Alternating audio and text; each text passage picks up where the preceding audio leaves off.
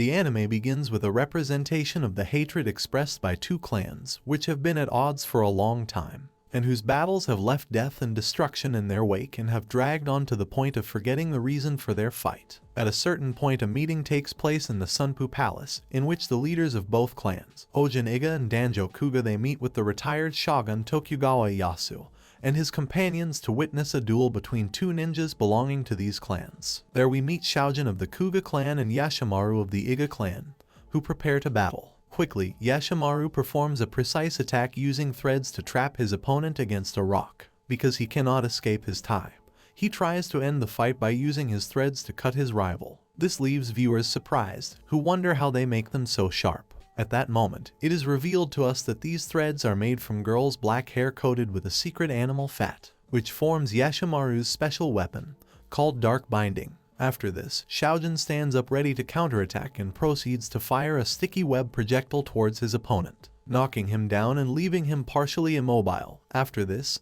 he proceeds to attack him from behind, but Yashimaru manages to escape by using his threads to cut the web and making his opponent retreat. Moments later, they continue to battle furiously on the roof of the palace as the elders watch. That's when we discover that due to their constant battle, both clans were forced to sign a treaty renouncing war, which makes Hanzo, one of the shogun's companions, wonder why he would be interested in seeing something like that. Then it is revealed to us that he previously had a meeting with a priest who advised him to use ninjas to elect the third shogun, with the aim of preventing battles between the supporters of the heirs to the position. Returning to the fight, both ninjas climb to the top of the palace to continue their battle. But in the middle of the action, they are stopped by the shogun, who says that enough is enough. Moments later, he dedicated himself to mentioning to the elders how amazed he was by the skill of the ninjas of both clans. That's when he asks them if they would be willing to risk their lives and the lives of their family members to decide who will be the next ruler. What they accept on the condition that Hanzo revokes the treaty of renunciation of the war that exists between their families, which he accepts. Then the shogun gives both leaders a scroll where they must write down the names of 10 ninjas who will participate in the battle. He then assigns each clan to protect one of the heirs to the position of ruler, and he tells them that once the slaughter is over, the surviving heir will become the third shogun. Furthermore, it promises to grant fame and glory to the winning clan. After this, as night falls, both leaders order their ninjas to retreat and report what happened to their respective clans. They proceed to leave, leaving both elderly people alone. At that moment, we see a memory of when these were young lovers who met behind the backs of their clans. We see them chat about how the hatred between their families will soon end and they will be able to reveal their love. To which the girl, worried, asks if they will both even be alive by then. Genasuke Kouga reassures her, stating that they only have to persistently persuade their families and then they can be together. They hug, but the emotional scene does not last long, because they are interrupted by a large explosion coming from the Iga village. Eventually, they discover that she is being attacked by Oda's army, which use cannons and firearms to destroy everything in their path. When they arrive, Danjo takes it upon himself to kill some samurai in their path while they investigate what is happening.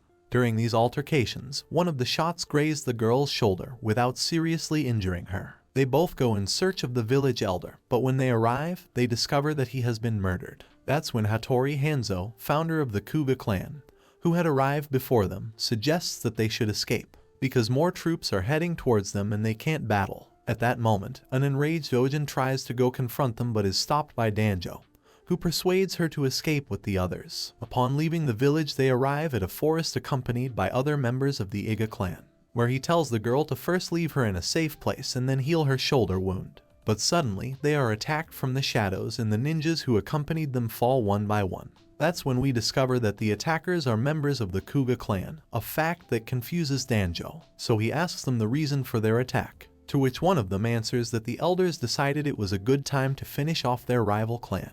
Danjo, with his authority as leader, tries to persuade them not to do so, but they reveal that they have direct orders not to obey him. At that moment, Ojin, hurt by the betrayal of her and her clan, ignores any attempts at persuasion coming from her lover. That's when he notices that his efforts will be of no use and he leaves. After that, in a desperate attempt to get revenge, Ojin attacks Danjo with a katana, to which he responds by defending himself. Returning to the present, both elders chat about the 10 ninjas they have chosen for battle, when suddenly Danjo shoots from his mouth a needle straight at her, piercing her throat. So he proceeds to cross his name off the list, while his opponent collapses to the ground. He eventually mentions some parting words just before being attacked by a hawk, which distracts him. Then, Ojin, using one of the needles he had stuck in, proceeds to pierce his elderly opponent's chest. Therefore, he also decides to cross his name off the list, to later fall to the ground and die alongside his former love. Later, on Toki Hill, on the border between Iga and Kouga, we finally meet the protagonist,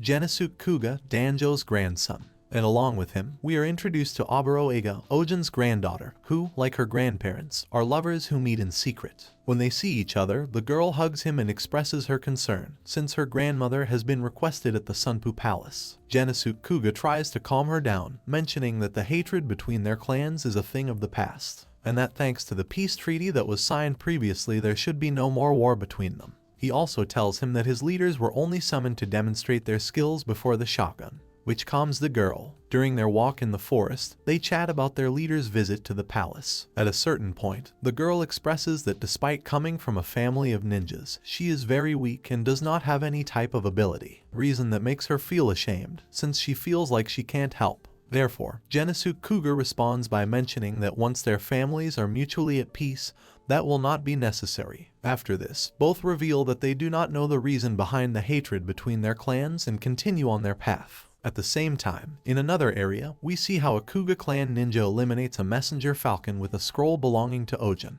But when he is about to touch it, he is stopped by a member of the Iga clan, who exclaims that he should not do it if he is not from his clan. He takes it anyway, ignoring what they warned him. There we discover that it is the scroll sent by Ojin from Ninpou. The elderly Iga member becomes enraged, while the fat ninja mocks him, mentioning that since Genosuke and Aburo are going to join together to forget the clan's past, the two of them should also get along well. He then proceeds to escape with the scroll, provoking the old man, which makes him angry, and with his powers of elasticity he knocks him down with a kick to the head. Seconds later, the fat ninja manages to recover from the attack, then shoots upward, inflating his body, to later fall at full speed towards the ground. Upon landing, he loses sight of the old man, which suddenly begins to attack constantly with its elastic hands. But his opponent manages to dodge and counterattack. However, he is not successful with his strategy either. Despite everything, after a few seconds, the Kouga member manages to escape with the scroll. Later, in another area of the forest, we see Shaojin, stating that thanks to the scroll being stolen, the Iga clan will not find out about the battle, so they will be able to finish them off easily. On the other hand, we see how the members of the Kouga clan find out about the death of their leader, Danjo. Returning to Genosuke Kouga, we discover that he and Aburo were aiming to train during their meeting, which they did not do because the girl spent the entire time asleep and it got late, so they decide to return home.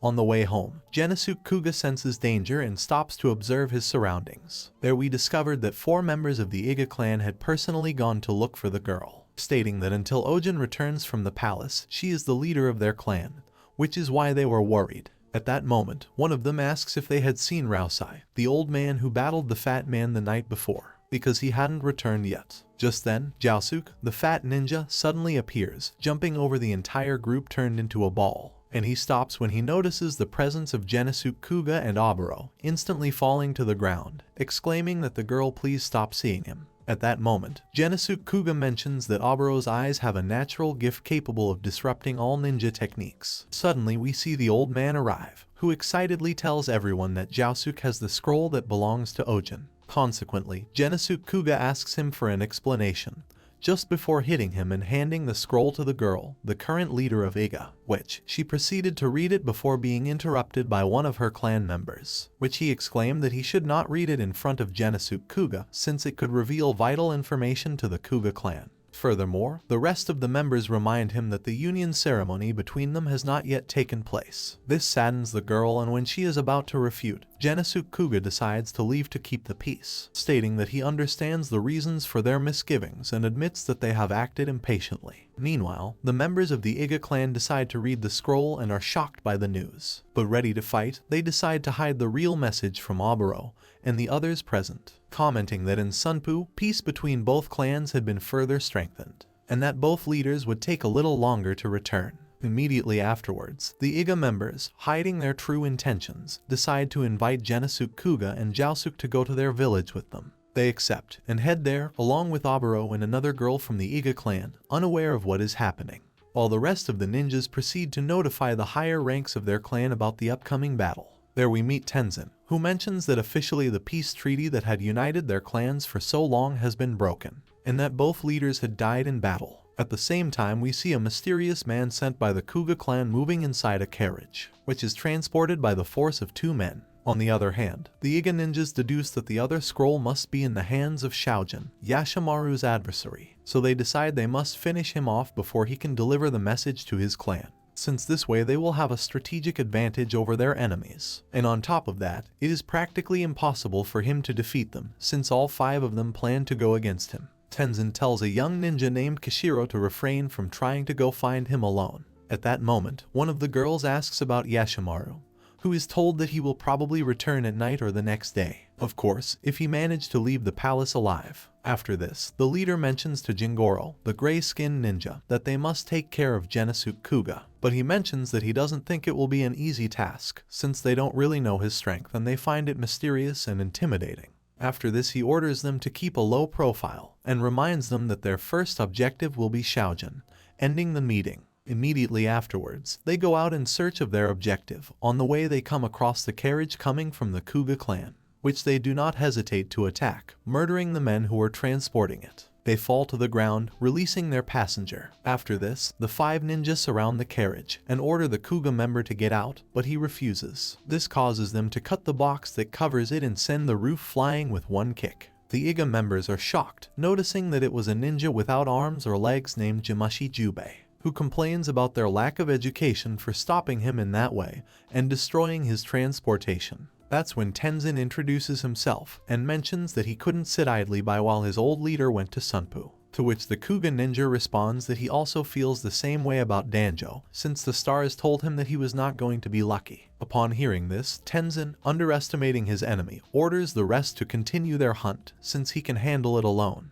They obey him and leave. Once they are alone, Tenzin states that he does not know the abilities of this strange member of the Kouga, so he demands that he give him an explanation about the type of technique he uses, threatening to decapitate him if he refuses. Then, after an evil laugh, the mutilated Kouga ninja shoots a sword at his opponent with his tongue, piercing his chest and killing him instantly. The Iga ninja falls to the ground and his opponent proceeds to put his sword back inside. After his victory, he wonders what the reason for the Iga clan's behavior is. Then, determined to find out, he sets off, moving across the ground like a snake, which it does thanks to some scales on its chest that propel it forward. On the other hand, as night falls, Genosuke Kouga and the others continue on their way to the village of Iga. Later, at night, we see Shaojin running at full speed through the forest, while being chased by the 4 ninjas. Once they reach him, they challenge him to a battle of ninja techniques, making him wonder how they found out and accepting the challenge, determined to exterminate them and cross their names off the list. Suddenly, using multiple cobwebs, he manages to catch 3 of them, then proceeds to approach walking on their nets, after having applied a kind of oil on your hands. Once he reaches the old man, completely confident,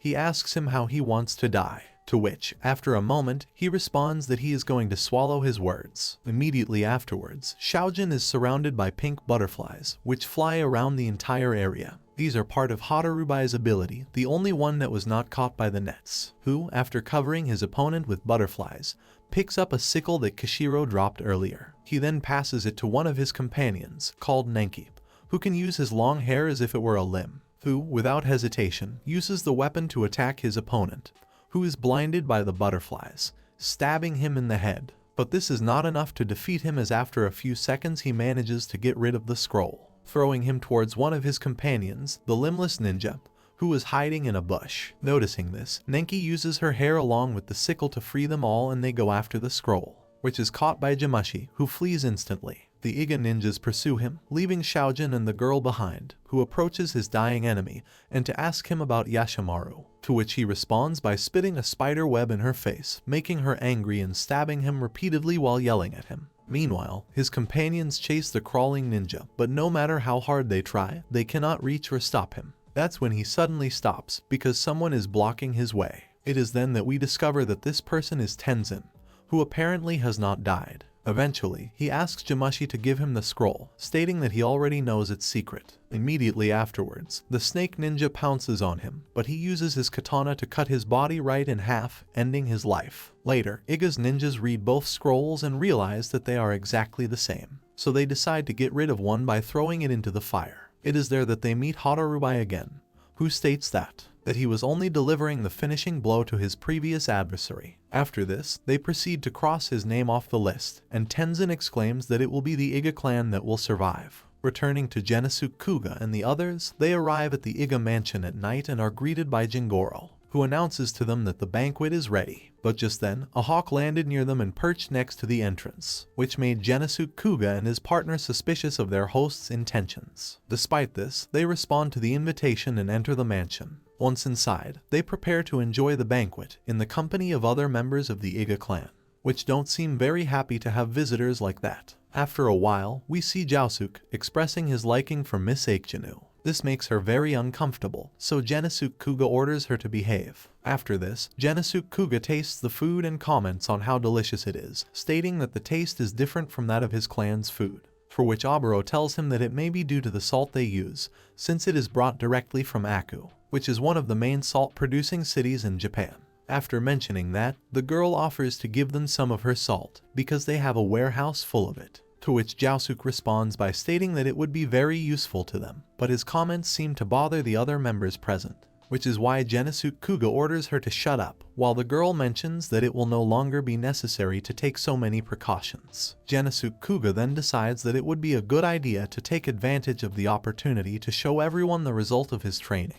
So he proceeds to take out something he has stored in his suit, which obviously alerts the Iga members. But they are calmed when they notice that it is a flute, with which they will accompany a dance performed by Oboro. She mentions that they were saving this presentation for the ceremony, but Genesuk nevertheless persuades her to do it. Next, Genesuk Kouga asks to be allowed to celebrate peace between both clans with a song and dance to the sound of the flute. After these words, both proceed to make their presentation. Later, after dinner, we see how Jiaosuk sleeps, while Aikjanu is in charge of locking him up. Then we watch Genesuk Kouga apologize with Oboro for his partner's behavior, a fact that didn't really bother the girl, quite the opposite, stating that she found it funny. Genesuk Kouga also confesses that he had fun listening to his host's stories. During the conversation, he asks about the rest of the ninjas they saw earlier, mentioning that they have not arrived, and that it may be because they do not like their presence in that place. However, he also comments that it will be a matter of time before they get to know each other. The two continue talking, while their Iga hosts meet secretly and discuss the scroll, mentioning that Oboro must not find out the truth or they will be in trouble. They then suggest that they should take charge of eliminating Jiaosuk, a task that Aikjanu gladly accepts. On the other hand, we see how the fat ninja wakes up from his nap and immediately notices that they have left him locked up. So he decides to escape, molding his body and passing through the steel bars of the window. Once outside, he heads towards where Genesuk Kouga is and stops outside his room to snoop on his conversation with Oboro, believing he will hear something interesting.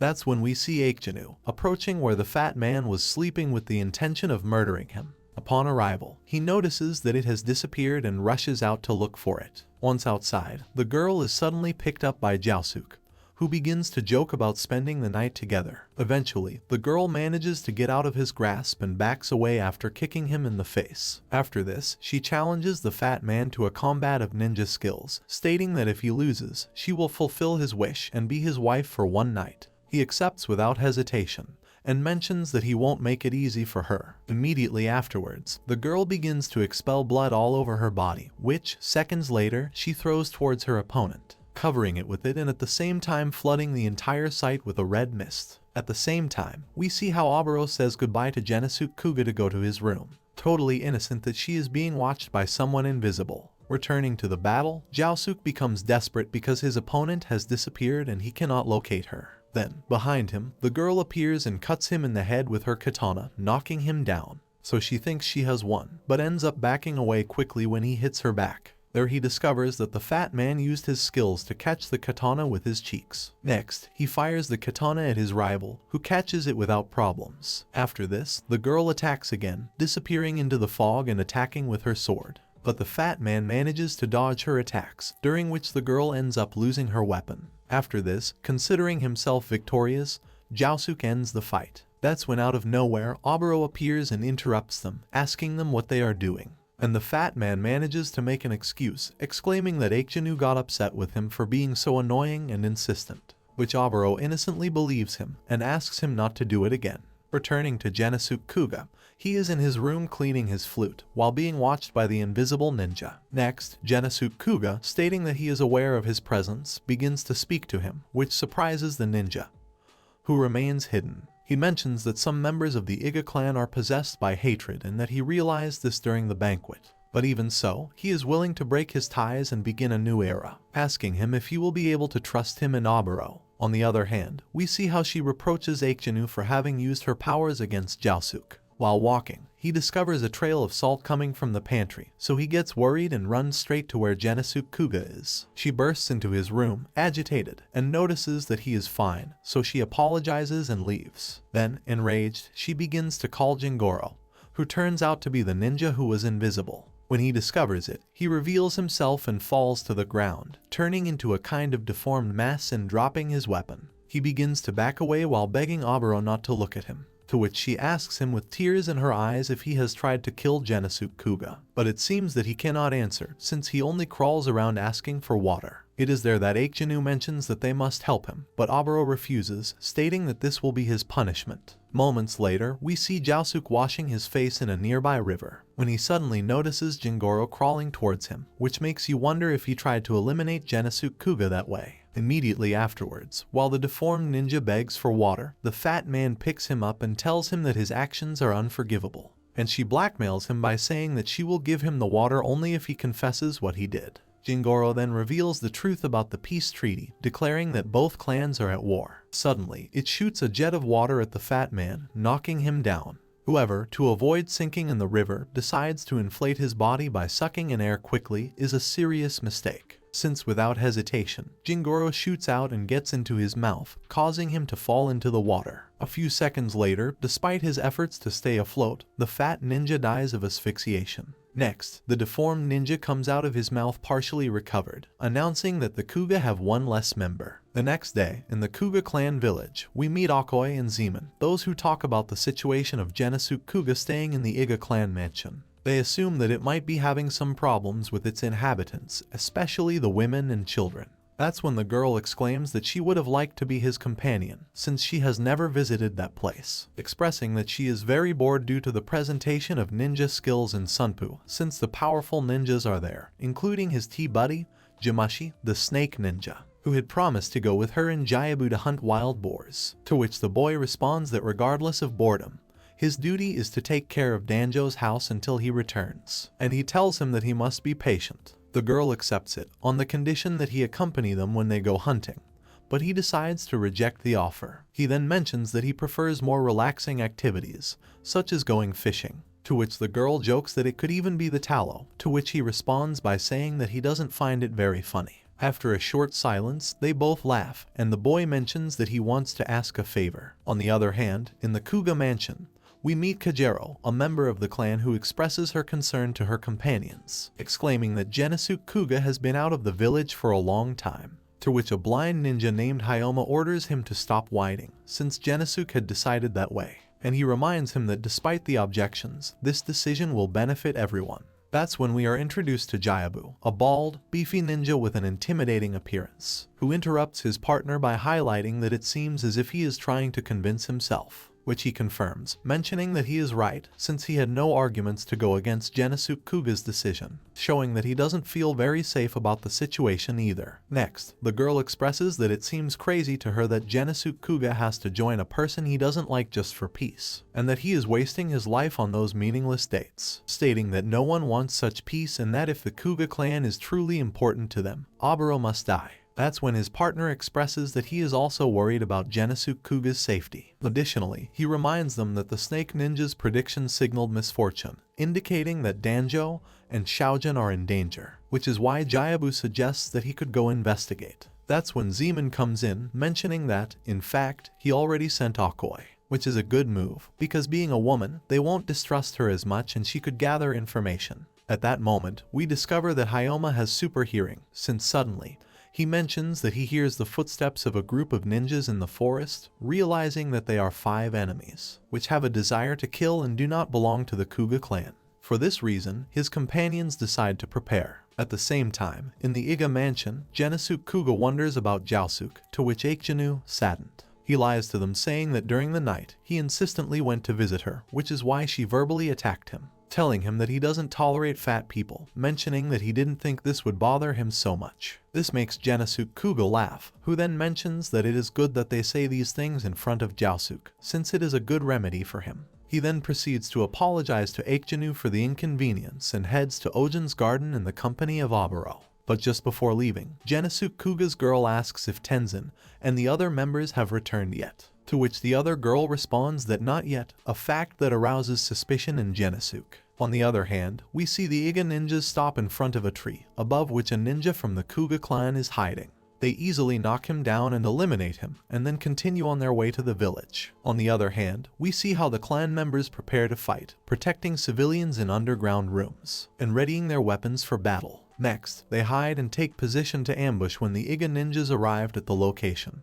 They noticed that everything was suspiciously quiet, but they plan to enter posing as Gennosuke Kouga's messengers and adapt the strategy depending on the situation later. So they should have no problem entering. What they don't know is that their position and intentions are being monitored by Hyoma. After this, they enter the fog-covered village and consider what they should do. After a few seconds, Kashiro becomes alert, mentioning that he can sense a presence. Out of nowhere, the elastic old man is quickly pulled towards a wall by an invisible force, from which he manages to escape using his powers. That's when we discover that it is Jiabu, who has the ability to go through walls and camouflage himself with them, which, at the moment, announces to all his companions the position of the ninjas who are trying to attack his village. Immediately, they are surrounded by the numerous members of the Iga clan, who draw their weapons towards them. After this, with no other option, Tenzin tries to persuade them that they are just messengers coming from Gennosuke Kouga. He excuses that Jiabu does not believe it, noting that they came from the north, which does not make sense considering that they come from Iga. Furthermore, he claims that their words express hostility, so he orders everyone to arrest them.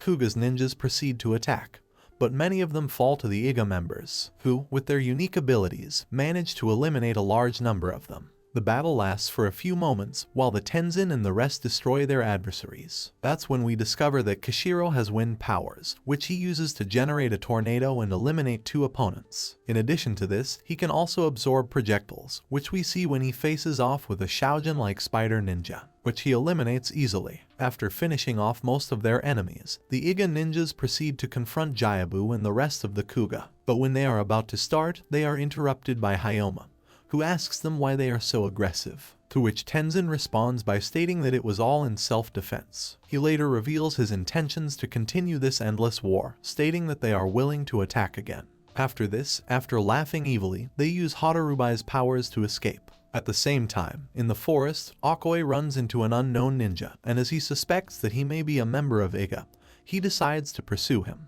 Unfortunately, after a while of chasing, he manages to escape. At that moment, in Iga's mansion, Gennosuke Kouga asks Oboro to send a messenger to his village, since he wants to confirm Jiaosuke's return, since he is worried about him. Oboro accepts and heads to find the messenger. Returning to the Iga ninjas, we can see them running through the forest after their attack, mentioning that now everyone knows their intentions, so they must kill Gennosuke Kouga as soon as possible. At a certain point, they notice the presence of Akoi, who is hovering near them, so they decide to keep an eye on her. After observing her for a while, the group appears before her to introduce themselves and obtain information. There they discover that she is one of the 10 ninjas chosen by Danjo for the war. They try to deceive her, again saying that they are Gennosuke Kouga's messengers, and exclaiming that they were attacked and chased out of the Kouga village. So, not having a message to give Gennosuke Kouga back, they ask the girl to accompany them, which asks about Gennosuke Kouga's well-being, to which Tenzin responds that even if they had tried to kill him, these could not against his abilities. The girl confirms, and then mentions that she is going to listen to what those in her clan have to say. She immediately jumps and flees through the forest, but is chased by Nenki, who uses his hair to move quickly through the trees. After a short chase, the girl is stunned by the impact of a wooden stick thrown at her, which causes it to fall to the ground. After this, the group decides not to kill her yet and use her as a decoy to assassinate Gennosuke Kouga. Next, in another part of the forest, we see Yashimaru, who is running hurriedly, stating that he does not know the whereabouts of everyone, since he has not heard anything from Shaojin, nor from the scrolls, nor from the clan leaders. So he assumes that Kouga must already be aware of the war and cares about the well-being of his people, especially that of his beloved Hadarubai. That same night, in the Kouga village, his ninjas debate what happened, wondering whether or not they should invade the Iga clan. This idea is supported by Jayabu, but Hayoma, who seems to be in charge, mentions that it is not the best decision, since in the best of cases, they could only achieve an exchange. In addition, Genosuke Kouga is still present there, which obviously worries them, since he could die at their hands. So they decide to go to the Iga village to check the situation, but not before thinking about what could be the reason why they were attacked, which causes the group to deduce that perhaps the peace treaty has been revoked. Theory that Jayabu can confirm, because he heard them talking suspiciously while spying on them from inside a wall, who, just before the attack, when they arrived at the village, mentioned that they had already eliminated Xiaojun, from what Kouga's group deduces that he could have been about to give them some type of information, and he was intercepted and killed on his way to the village. Because of this, Jayabu and Zeman decide to go investigate the Takado Road, the place where their enemies came from. Next, we see Yashimaru on his way to his village, when he suddenly stops because he hears someone's voice. This voice turns out to be Zeman, who hides and imitates Tenzin to obtain information.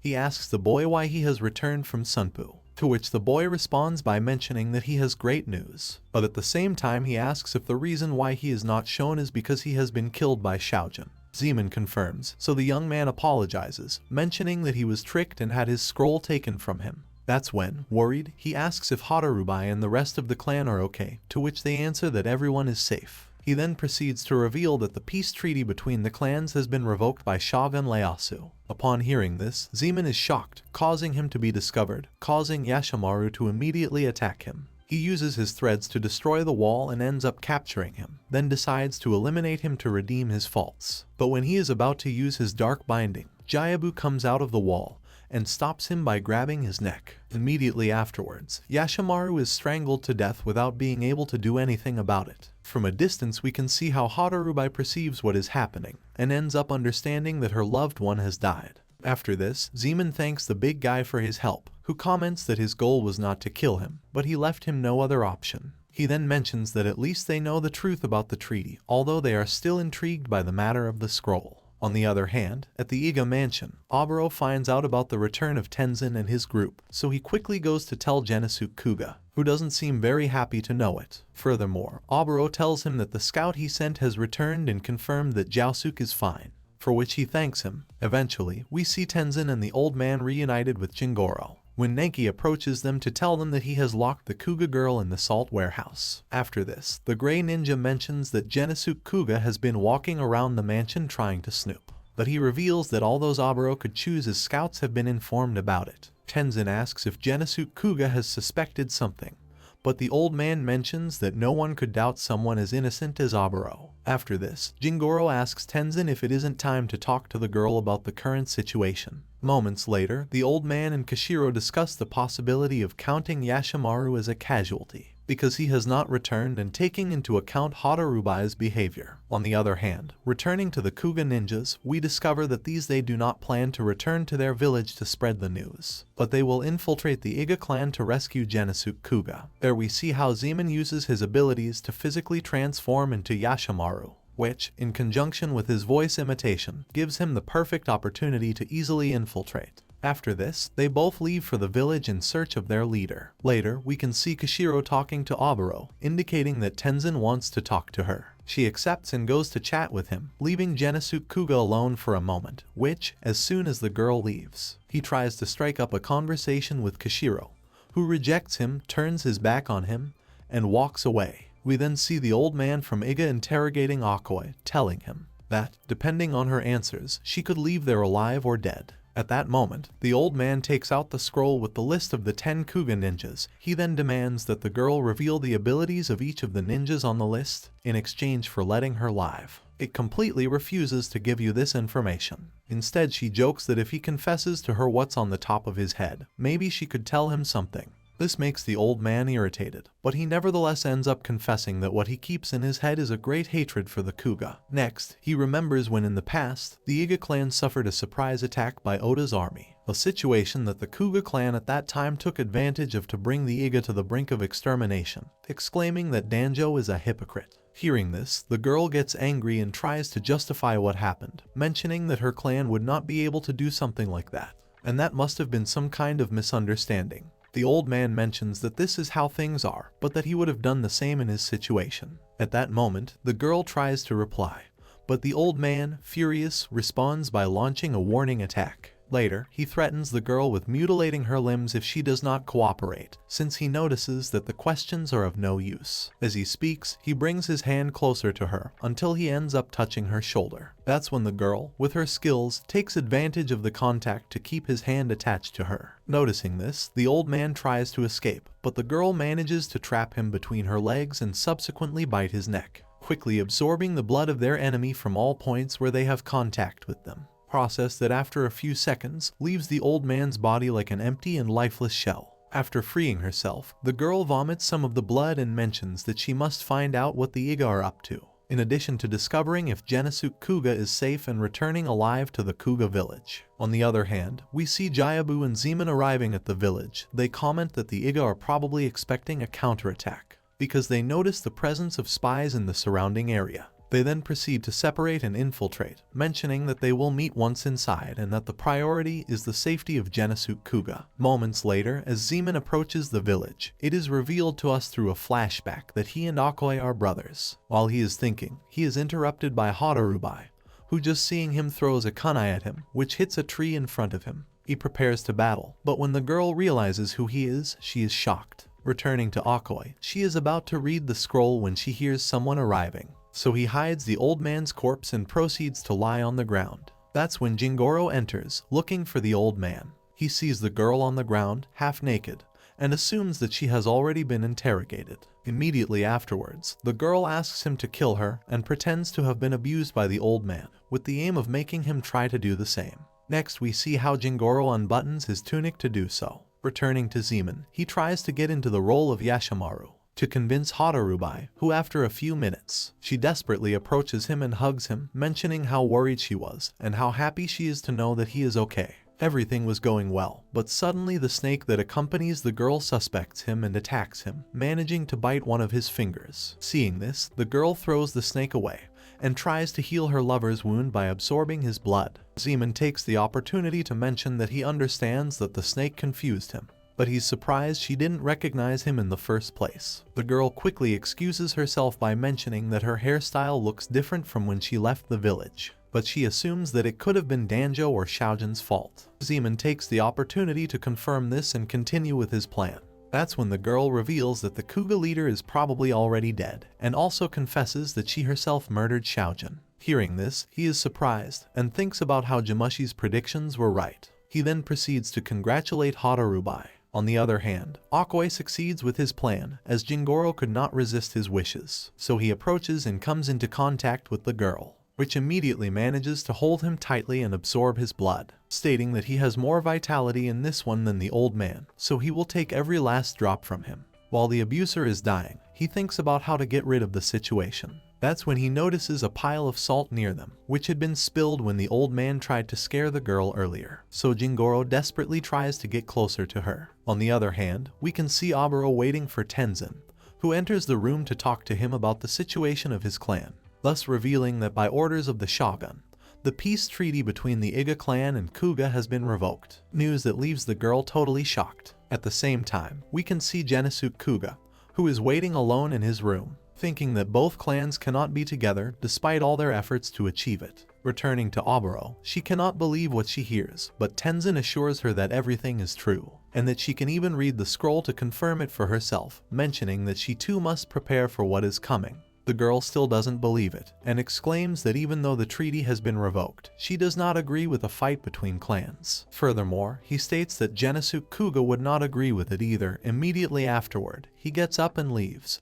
But when he is about to leave, Tenzin mentions that unfortunately they do not need the opinion of the Kouga to take action, stating that it is already something final, which leaves Aburo completely terrified. Just then we return to Akoe, who continues to absorb the blood of his enemy, which is slowly dying while trying to reach the salt. Moments later, the girl sees him turn into an amorphous mass and flee through the salt containers. Immediately, the girl gets up and proceeds to leave, but when she is about to leave, she meets Nenki at the door, who is also looking for the old man. Without thinking, the girl swings her sword at him, which only manages to cut a wooden stick that he was carrying.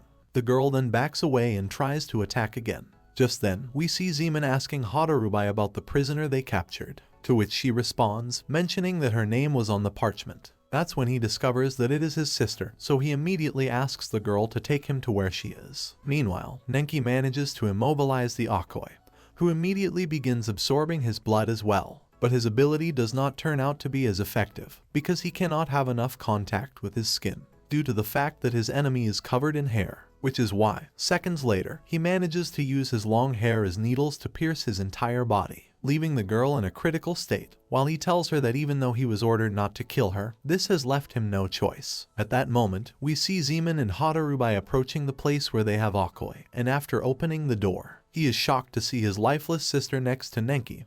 However, he remains calm and continues with his performance. Next, he approaches his sister's body and crouches next to it. He tells Hadarubai that there is still a little of the snake's venom in his wound. Upon hearing this, Nenki begins to joke, mentioning that Yashimaru might have deserved it for finding himself another girlfriend, which makes the girl get angry and start arguing with him. At that moment, Zeman touches his sister's hand and tries to communicate with her. That's when we discover that they have a kind of special connection, since the girl is able to respond to him, even in her state, notifying him that he managed to kill the old man, and that he left the parchment hidden among the bags of salt. After this, the girl will slowly fades away, until Zeman is no longer able to hear her. Moments later, Nenki questions him about what happened in Sunpoo, but the infiltrator answers slyly, saying that he cannot comment on anything without first talking to Oboro, to which they respond, mentioning that she is in a meeting with Tenzin, who is trying to persuade her, since they claim that she is completely blinded by Genosuke Kouga. Zeman takes the opportunity to ask if they haven't killed him yet, but Nenki reveals that, in fact, Tenzin is too afraid of Genosuke. After this, the girl asks him if he wants her to give him the antidote,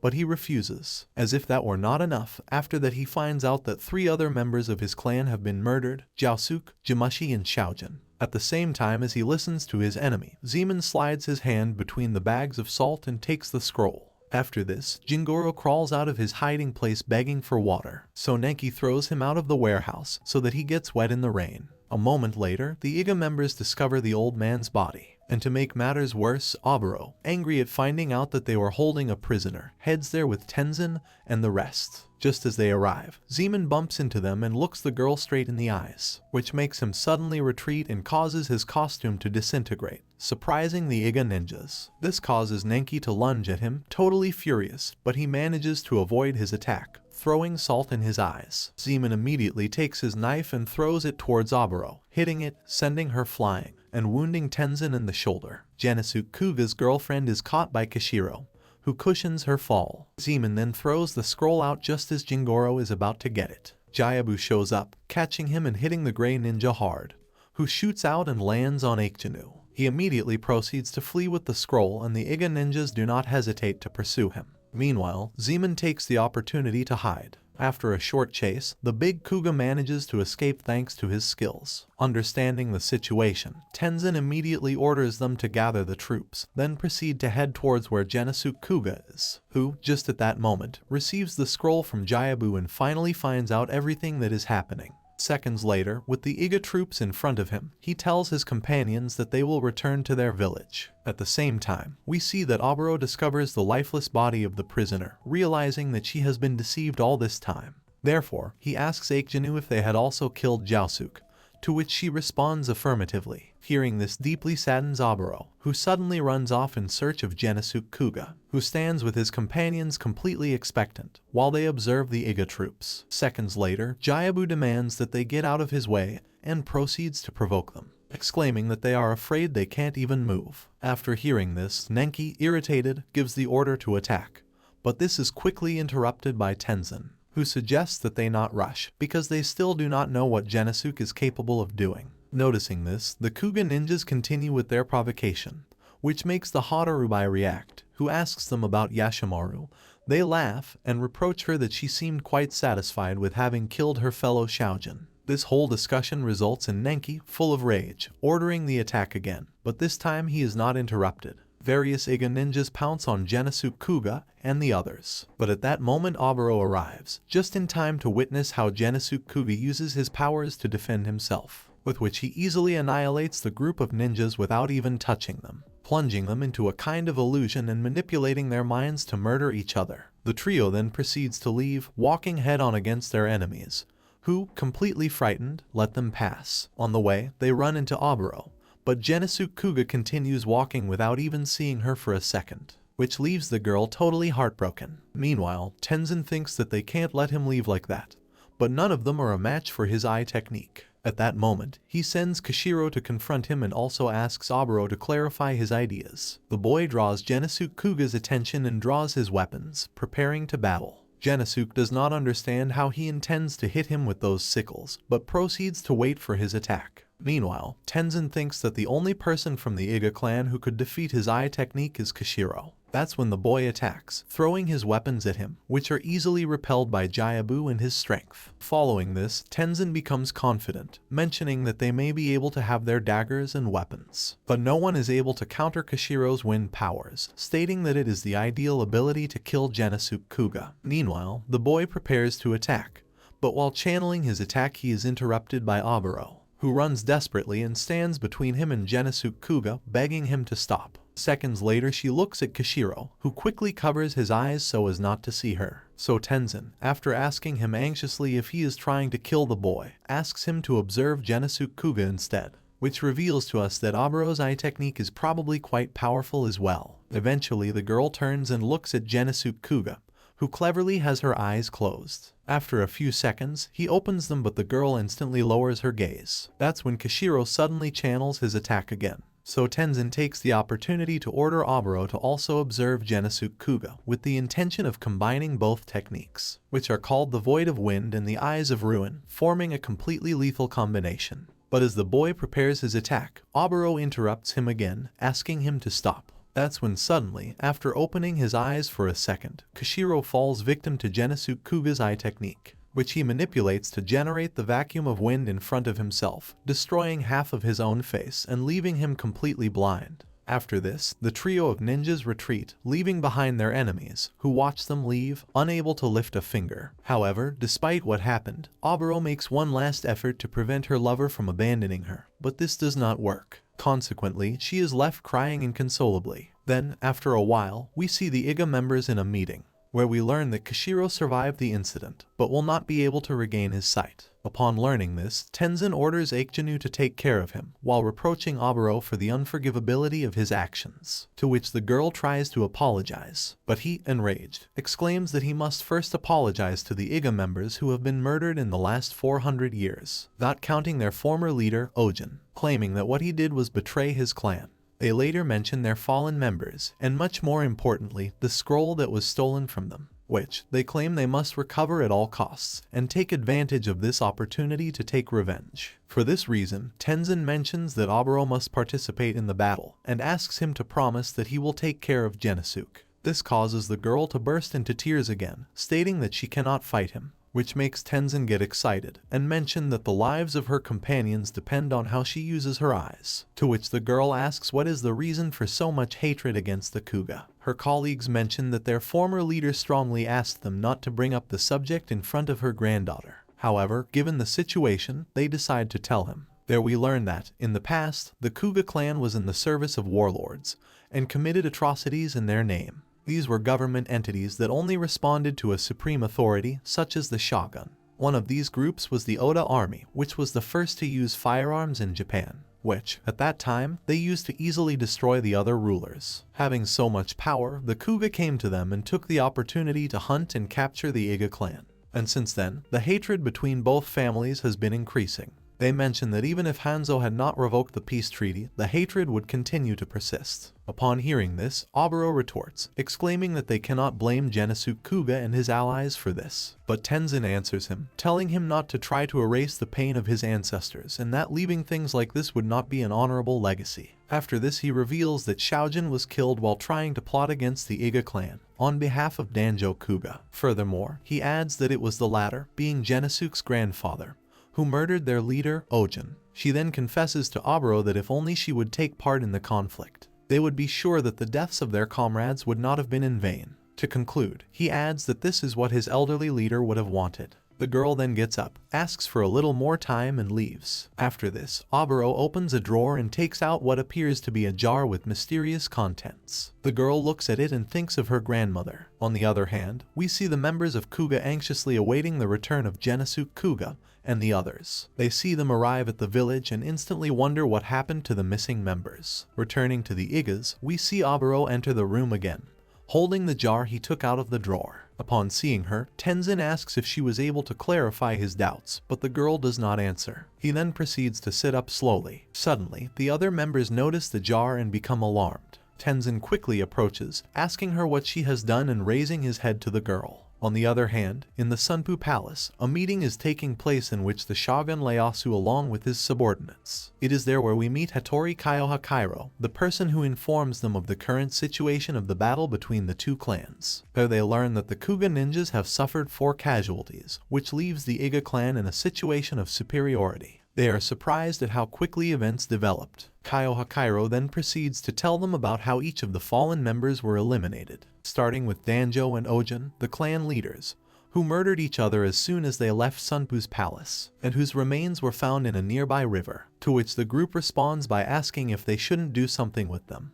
But Kyohakairo mentions that because of nature the two of them, referring to the love they felt for each other in their youth, they preferred to leave them in a place where they can rest in peace. Hearing this, Munenori, one of the Shogun's companions, he mentions that Iga members will probably continue to take advantage of their advantage over their adversaries. And taking into account how quickly everything has developed, just 2 days have passed since the peace treaty was broken. Most likely, this whole confrontation will end faster than they expect. Suddenly Hanzo replies, saying that they still don't know what could happen, and noting that these ninjas are not normal people. To which Munenori agrees, while remembering the fight he witnessed between Yashimaru and Shaojin in the palace, confessing that just thinking about that fight makes his skin crawl, and that in front of them, even the best of soldiers is nothing more than just a worm. Later he asks Kyohakairo to give him the details of the first battle, to which he responds by saying that the fight was fought between a fat man, who no one would ever think was a ninja, who faced a strange old man. He mentions that curiously none of them knew that the peace treaty had been revoked, and they were also unaware that their leaders had already died, so Kyohakairo mentions that they were just playing and proceeds to tell them about the battle. Munenori shows his surprise by wondering how an old man can lengthen his arms and legs as he pleases. Therefore, it demands to know how said confrontation ended,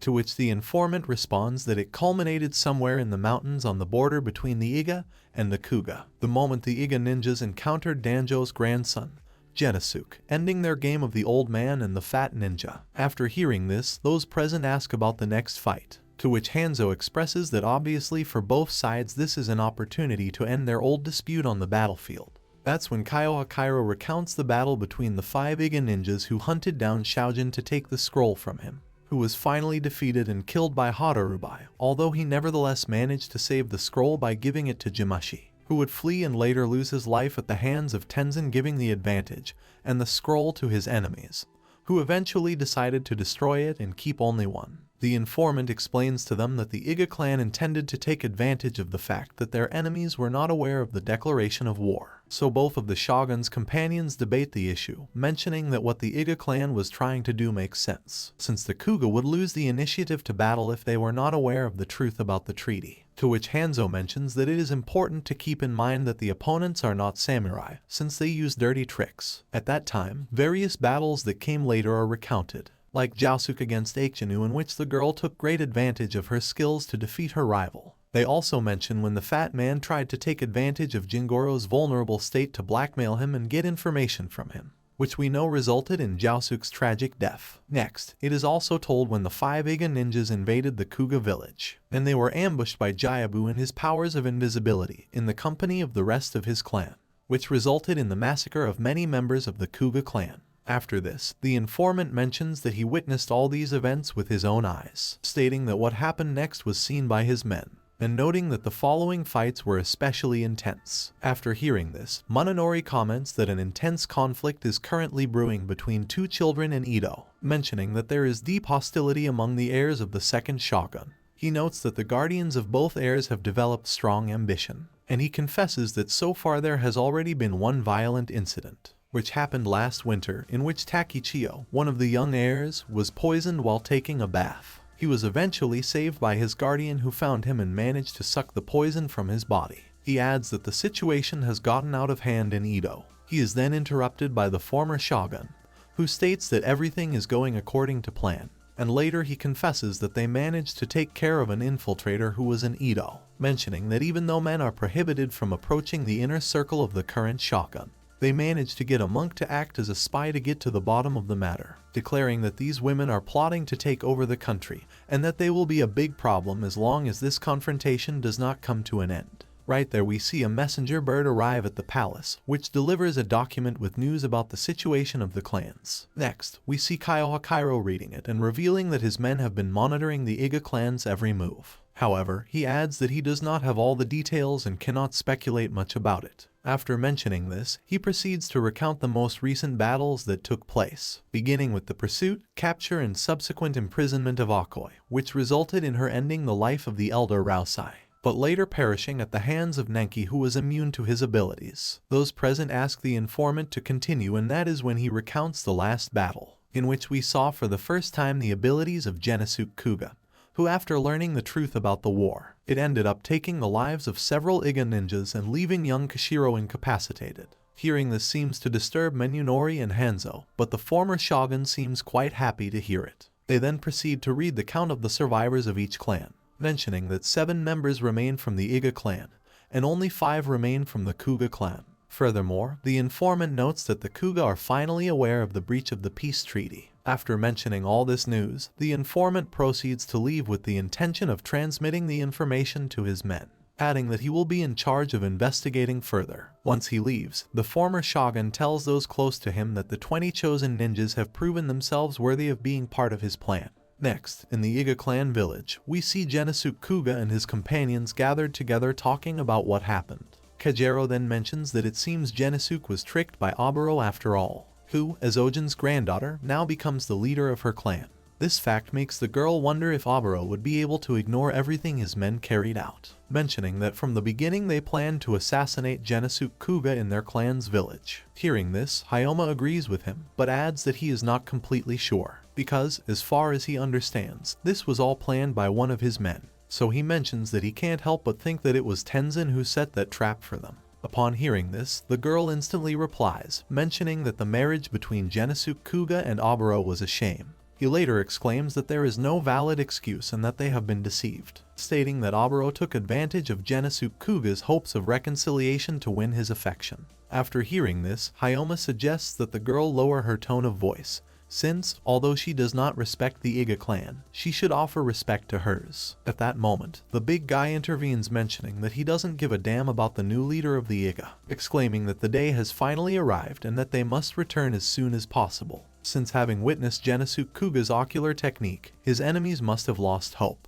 so they should take the opportunity to attack again. After this, Genosuke asks Zeman to bring him a brush and an inkwell, in addition to expressing his condolences for Akoi's death. Upon hearing this, the boy mentions that ninjas like them must be strong, and proceeds to retreat. Genosuke Kouga then exclaims to his comrades that none of the clans have changed at all, adding that they cannot allow an old hatred to cloud their vision. He comments that even if only one of them were against it, they should be able to analyze what is happening. And if the old hatred returns, they must warn everyone so they can prepare again. There we discovered that Zeman remained outside the room listening to the conversation. On the other hand, returning to the Iga, Aburo reveals that during his failure in training as a ninja, her grandmother mentioned to her that despite being an ordinary person with no abilities, the girl was born with special eyes. The old woman expresses that these eyes could be the cause of the misfortune and destruction of the Iga clan, since these have the ability to disintegrate the abilities of their targets. So Ojin told her that if that day finally comes, she must use a secret ointment called the Dark Seven, which must be placed over the eyelids, which will cause them to remain sealed for 7 days, unable to use her ocular technique. Upon hearing this, the Iga members are shocked and ask him if he is aware of what this represents. The girl responds by stating that she values everything she has been told and fully understands what is at stake. But he adds that she is not capable of fighting Genosuke and that during the heat of a battle,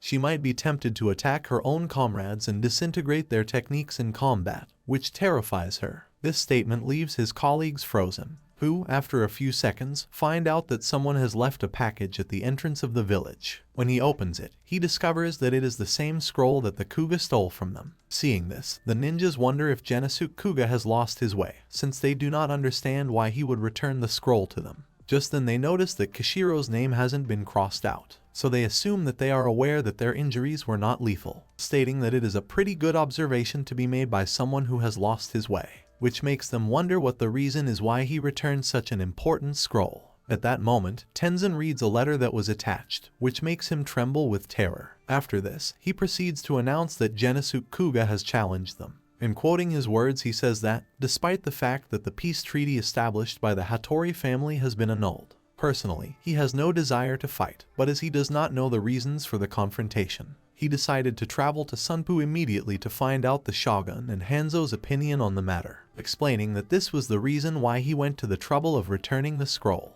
He then mentions that the people who will accompany him on his trip are Jayabu, Zeman, Kajero, and Hyoma. After this, he notes that if the Iga clan takes advantage of the situation to invade the Kouga village while they are gone, Genosuke Kouga swears that the Iga clan will be completely annihilated, adding that he will have no desire to fight, nor intention to pursue them, until the remaining 7 members of Iga. They also appear at Ninpou Castle, where they will fight to the death against the 5 remaining members of Kouga, ending this war. He ends by saying that if they are not afraid of him, they should head towards Takedo as soon as possible. At that moment, Tenzin states that they must attend, and he quickly orders Hadarubai and Nenki to find the Kouga clan and return the message to them. Under orders not to take unnecessary risks, they accept and leave. Next, Aikjinu goes to prepare Aburo's things for the trip, but as he advances, he comes across the flute that Genosuke Kouga left abandoned before leaving. The next day, during the Kouga journey, we see Hyoma use his abilities to detect the presence of his enemies, to which Jayabu mentions that he is being somewhat paranoid because they are still in their own territory, and a long road awaits them to the palace of Ninpou. The young blind man states that you want to know when they will meet them, to which the big guy responds by mentioning that it is not enough to know, but that the first move is what defines the battle. After this, he asks his blind companion if he knows why Genosuke decided to return the scroll, adding that he had mentioned that they would go to Ninpou with the intention of finding out the truth about the reason for this fight, which has Jayabu somewhat skeptical, who mentions that 400 years of rivalry and the desire for revenge for the death of his parents should be enough reasons to fight. After hearing this, Hyoma responds that Genosuke Kouga only handed over the scroll because he knew that the Iga would come after them, since they are totally confident that they will not be able to resist accepting the challenge. He also adds that if they were to eliminate them all, they could also recover the parchment, and he assures that in that case, his big companion would have no objection to it. Next, Jayabu questions whether Genosuke Kouga will be able to end Aburo's life. He then uses his abilities to disappear, leaving Hyoma alone, and mentioning that he will catch up with him later. Right after, the blind young man and the others regroup next to a small river. At the same time, we can see Nenki and Hadarubai heading towards them to deliver the message. Later, during the night, in a tea shop in a place called Seki Station, Hyoma tells Zeman about Jayabu's recklessness, who left alone and caused Genosuke Kouga to scold the blind man for letting him go, which surprises him because the big guy is usually more sensible. In addition, he also adds that when surrounding the enemy, one must take into account that it is necessary to lay all the bases carefully. However, he believes that Jayabu would not do anything irresponsible, despite feeling great resentment for his enemies due to the murder of his family members. After hearing this, Zeman comments that there is another thing that worries him, and that is Kajero, who is completely in love with Genosuke Kouga. He reveals that when she found out about the marriage proposal with Aburo, she couldn't be able to contain herself anymore, and even Genosuke has begun to realize this. Hyoma then adds that according to what she has heard, like her mother when she gets excited, their sighs turn into deadly gasps, which poison their lovers. Zeman responds, exclaiming that fate has not been kind to that girl, but he adds that under the weight of destiny all women are terrifying. Moments later, we can see Genosuke Kouga alone in his room, thinking about Aburo and his enemies, when suddenly Kajero enters, who mentions that tomorrow they will leave by boat to continue their journey. Genosuke Kouga affirms, although he also briefly debates whether or not it will be safer to go on foot along a different route. After this, he asks the girl if she needs anything else, to which he answers by asking what he thinks. Genosuke Kouga responds that he should already know, so the girl asks if it is Aburo. At the same time, Hyoma confesses that before leaving, Danjo told her that Kajero should soon find a partner for herself. but they wonder how many men would be willing to risk such a risk to be with her. That's when Hayoma reveals that from what he understands, there are many men willing to try, because the girl has undeniable beauty. Returning to Genosuke Kouga, he looks surprised when the girl pounces on him, begging him to hug her. Immediately afterwards, it begins to absorb Genosuke Kouga's energy in a similar way to how Akoi did. So Genosuke desperately uses his abilities to push her back. The girl then tells him that she wants to die right there next to him, to which he responds by telling him that if he no longer wants to live, he should at least wait until they finish off the ninjas on Iga's list. Upon hearing this, the girl sadly responds that with her technique she cannot defeat women. That's when he questions Genosuke Kouga if he will be able to finish off Oboro. At the same time, we see how Hadarubai's snake approaches them without being detected. Just then, Genosuke Kouga responds by stating that he will take care of the girl, which gives Kajero peace of mind. Suddenly, the snake pounces on them, but Genosuke Kouga notices and quickly uses his sword to cut off its head. Unfortunately, the snake manages to spit out some of its venom, which lands on Genosuke Kouga's eyes, leaving them sealed. After this, we can see Nenki and Hadarubai hiding and observing the situation, happy to have fulfilled their plan. At that moment, the Kouga members come out of their rooms to investigate. That's when the Iga ninjas notice that Jayabu is not with the group, so they assume he's probably using his abilities to sneak up on Oboro and the rest. Consequently, Nenki orders his companion to return to her group and inform them that they cannot let their guard down. She accepts and proceeds to use her abilities to disappear, which alerts Zeman and Kajero, who come to investigate. Meanwhile, the furry Iga ninja prepares to fight, with the aim of making Tenzin notice what he is capable of doing alone. He then proceeds to enter the room where Genosuke Kouga is, and finds him next to Hayoma. Despite being blind, they both notice his presence and let him know. Nenki, completely confident, begins to mock his rival's condition, commenting on who he should kill first. That's when, against all odds, Genosuke Kouga orders Hayoma to observe his enemy, to which he responds by mocking even more. Then, Hayoma opens his eyes, and he uses Genosuke's eye power to force his enemy to use his own hair to shred his entire body. At the same time, we see Zeman and Kajero chasing Hadarubai, who tries to quickly escape using her butterflies. During the chase, the boy manages to hurt her after throwing a knife at her, however he manages to escape anyway. So Zeman orders his partner to return to Genosuke Kouga and keep an eye on him, while he proceeds to continue his pursuit. This is when it is revealed to us that Hadarubai did not escape, but rather hid on a roof while using her butterflies as a decoy. After this, we see the girl remember with deep hatred the words of Zeman and Jayabu, who murdered her lover, a fact that makes her regain strength and bandage the wound to continue her mission. On the other hand, sheltered in a small cabin, we can see the Iga group, those who wonder if their companions have fulfilled their mission to find the Kouga, and praying that they haven't been reckless and end up digging their own graves. To which Jingoro mentions, repentant, that he should have killed Genosuke Kouga when he had the opportunity, while spying on him in the village. But he adds that it is not something his boss Oboro would have wanted, then proceeds to make reference to the girl's crush. But he takes it back and chooses not to say it. Meanwhile, Oboro remembers the moments when she met with her lover to practice her performance for the engagement ceremony. In the memory, the girl sadly tells him that before accepting the responsibility of a marriage agreement, she would like to be completely sure that he has no doubts about it, adding that if he would just exclaim to her that she is the only woman he loves, they could become a good couple. Upon hearing this, Genosuke Kouga looks at her intently and tells her that every time he looks into her eyes he feels happy to have found her. He then proceeds to add that he is not good at that type of conversation,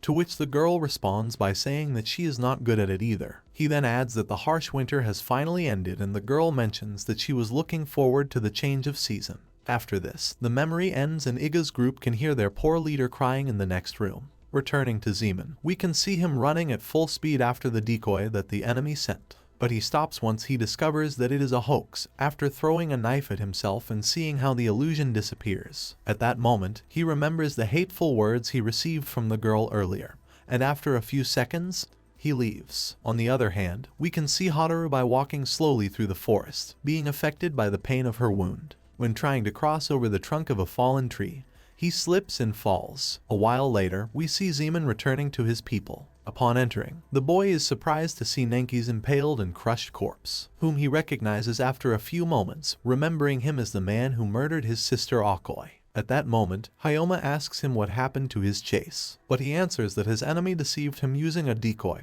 and he managed to escape. The blind man asks where the butterflies were going, and the boy mentions that they were moving towards the east. Knowing this, Genosuke Kouga intervenes, theorizing that Harurubai probably headed west. Seconds later, suddenly, during a fit of rage, Zeman grabs the hairy ninja's corpse and throws it to the ground. Fact that surprises his colleagues. Returning to the Iga, we eventually get to see them sleeping through the night. When at a certain moment, Aikjanu, believing that she is the only one awake, gets up and leaves the cabin. But as soon as he closes the door, we can see that Tenzin notices this. Next, outside, we can see Kishiro, who has recovered from his injury, practicing his wind skills. While he thinks about the result of his previous battle, coming to the conclusion that if Oboro had not intervened at that time, perhaps he would have been defeated by Genosuke and his eye technique, which makes him wonder if this is a man or some kind of demon. At that moment, Kishiro hears a noise in the water and is terrified as he begins to feel a presence behind him. The poor boy paranoidly thinks that they could be his enemies, and after a few seconds, he draws his weapon and launches an attack backwards. But this person turns out to be Aikjanu, who manages to stop the boy and calm him down. After a few seconds, Kishiro jerks back and falls into a small river. The girl approaches to assist him, but he, frustrated by his inability, mentions to his partner that he feels truly pathetic. Aikjanu then picks him up and hugs him to comfort him. Returning to Harurubai, she finds herself lying on the ground after her fall, feeling her wound bleeding. Just then, he begins to remember the moment when his beloved Yashimaru was chosen to go to Ninpou. This came really excited to tell him, revealing that the old woman Ojin considered him to be mature enough. They talk about the trip for a moment, when the boy mentions that the peace treaty isn't so bad after all, as he holds his lover's hand gently against his face. Remembering this gives Harurubai the strength to get up and continue on her way. Returning to the Iga, Aikjanu asks Kishiro what he thinks of Oboro, because due to the separation with Genosuke Kouga, she should help them kill him, but at the same time, she understands the girl's feelings, adding that he feels very sorry for her and that I hope she can forget about Genosuke. Kishiro responds by saying that if that were possible, he might still be able to see Oboro, but he adds that thanks to his blindness, the only thing he can see in his mind is his leader, soaked to the skin by the rain. After this conversation, Aikjanu returns to the cabin. As soon as she enters, Oboro asks her what is happening, to which she responds by saying that everything is fine and that she should continue sleeping. The Iga leader responds by expressing that she does not want to lose anyone else no matter what. After this, we can see Genosuke Kouga and Oboro thinking about each other. On the other hand, we see Harurubai in the rain, in front of a bridge that has been cut. The girl looks desperate, until suddenly she sees Nenki arrive, who is actually Zeman in disguise, who tells him to be happy because he has already finished off Genosuke. Next, returning to the Kouga, we see Kajero cleaning Genosuke Kouga's eyes with a damp cloth. When at that moment, Hayoma questions Genosuke Kouga what they should do now, asking if, even knowing the state of his eyes, he plans to go to Ninpou anyway. Genosuke replies that the reason for the trip is to find out the shogun's true intentions, and that they cannot return without having an answer. He also adds that they knew that the Iga ninjas would attack them,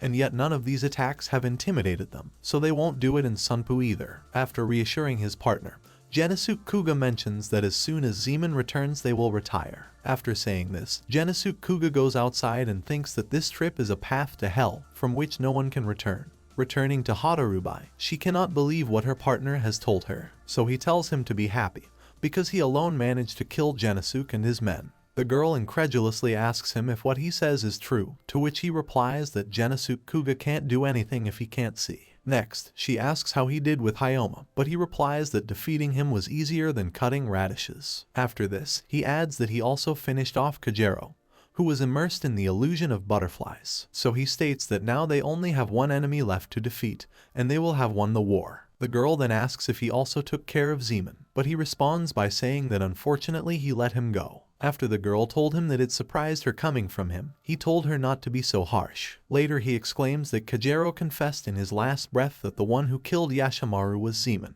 Upon hearing this, the girl gets excited and reproaches him again that she is surprised that someone with his abilities would have let him escape like that. After this, he exclaims that he must have been the one who murdered him, but he soon realizes that this represents that perhaps it is his destiny to be the one to end Zeman's life, to which he answers, asking her if she will be able to achieve it, warning him that he is a ninja with the ability to change his face to that of any other human being.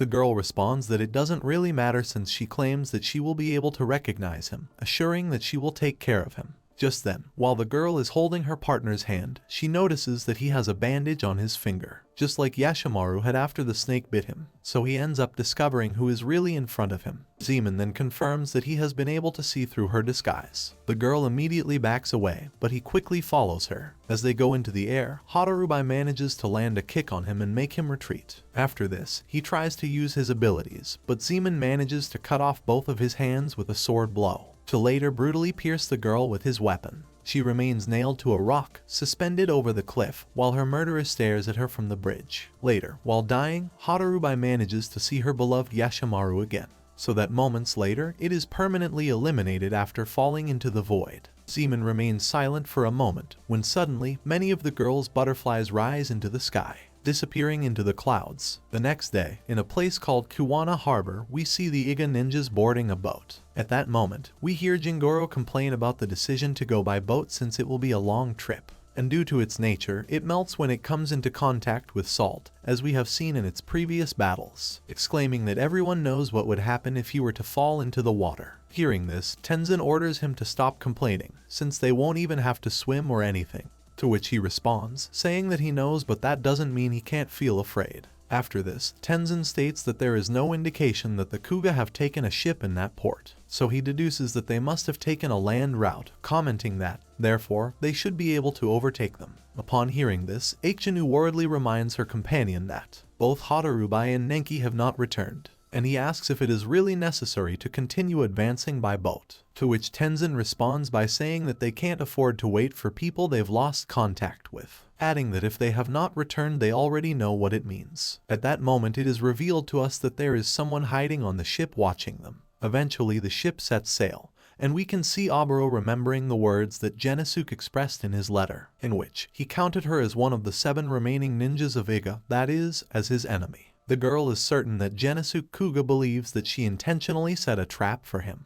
but the girl confesses that all she wants is for him to know that he didn't do such a thing. At that moment, due to the strong waves, Oboro stumbles, but is helped by Kishiro, who is watching over her. She thanks him and takes his hand, which surprises the boy, who seems to have loving feelings for her. That's when Aikinu appears, looking for Oboro and asking him to go inside the ship, stating that being outside is dangerous, to which the girl responds that this is her first trip and that at least it allows her to enjoy the smell of the sea, in addition to the sound of the waves and the singing of birds, since it is your first time experiencing something like this. Just then, a flutist on the other side of the ship starts playing a song, which Oboro manages to hear and automatically remembers Genosuke. They are all good memories until he remembers that they are now enemies. Just then the music stops and people cheer for the musicians. After this, the girl takes Aikinu's hand and pronounces Genosuke Kouga's name, which causes Kishiro to quickly retreat, as well as making Tenzin angry. Later, he asks Aikinu to go with Jingoro to another room, stating that there is something he wants to talk to Oboro about in private. He also asks her to have Kishiro guard the main cabin and make sure no one enters. The girl asks, intrigued, what all this is about, to which they reply that they will probably confront the Kouga when the ship reaches port. However, Oboro's thoughts seem to be elsewhere, so you would like to know what your feelings are while you are still at sea, and make sure you hold your ground.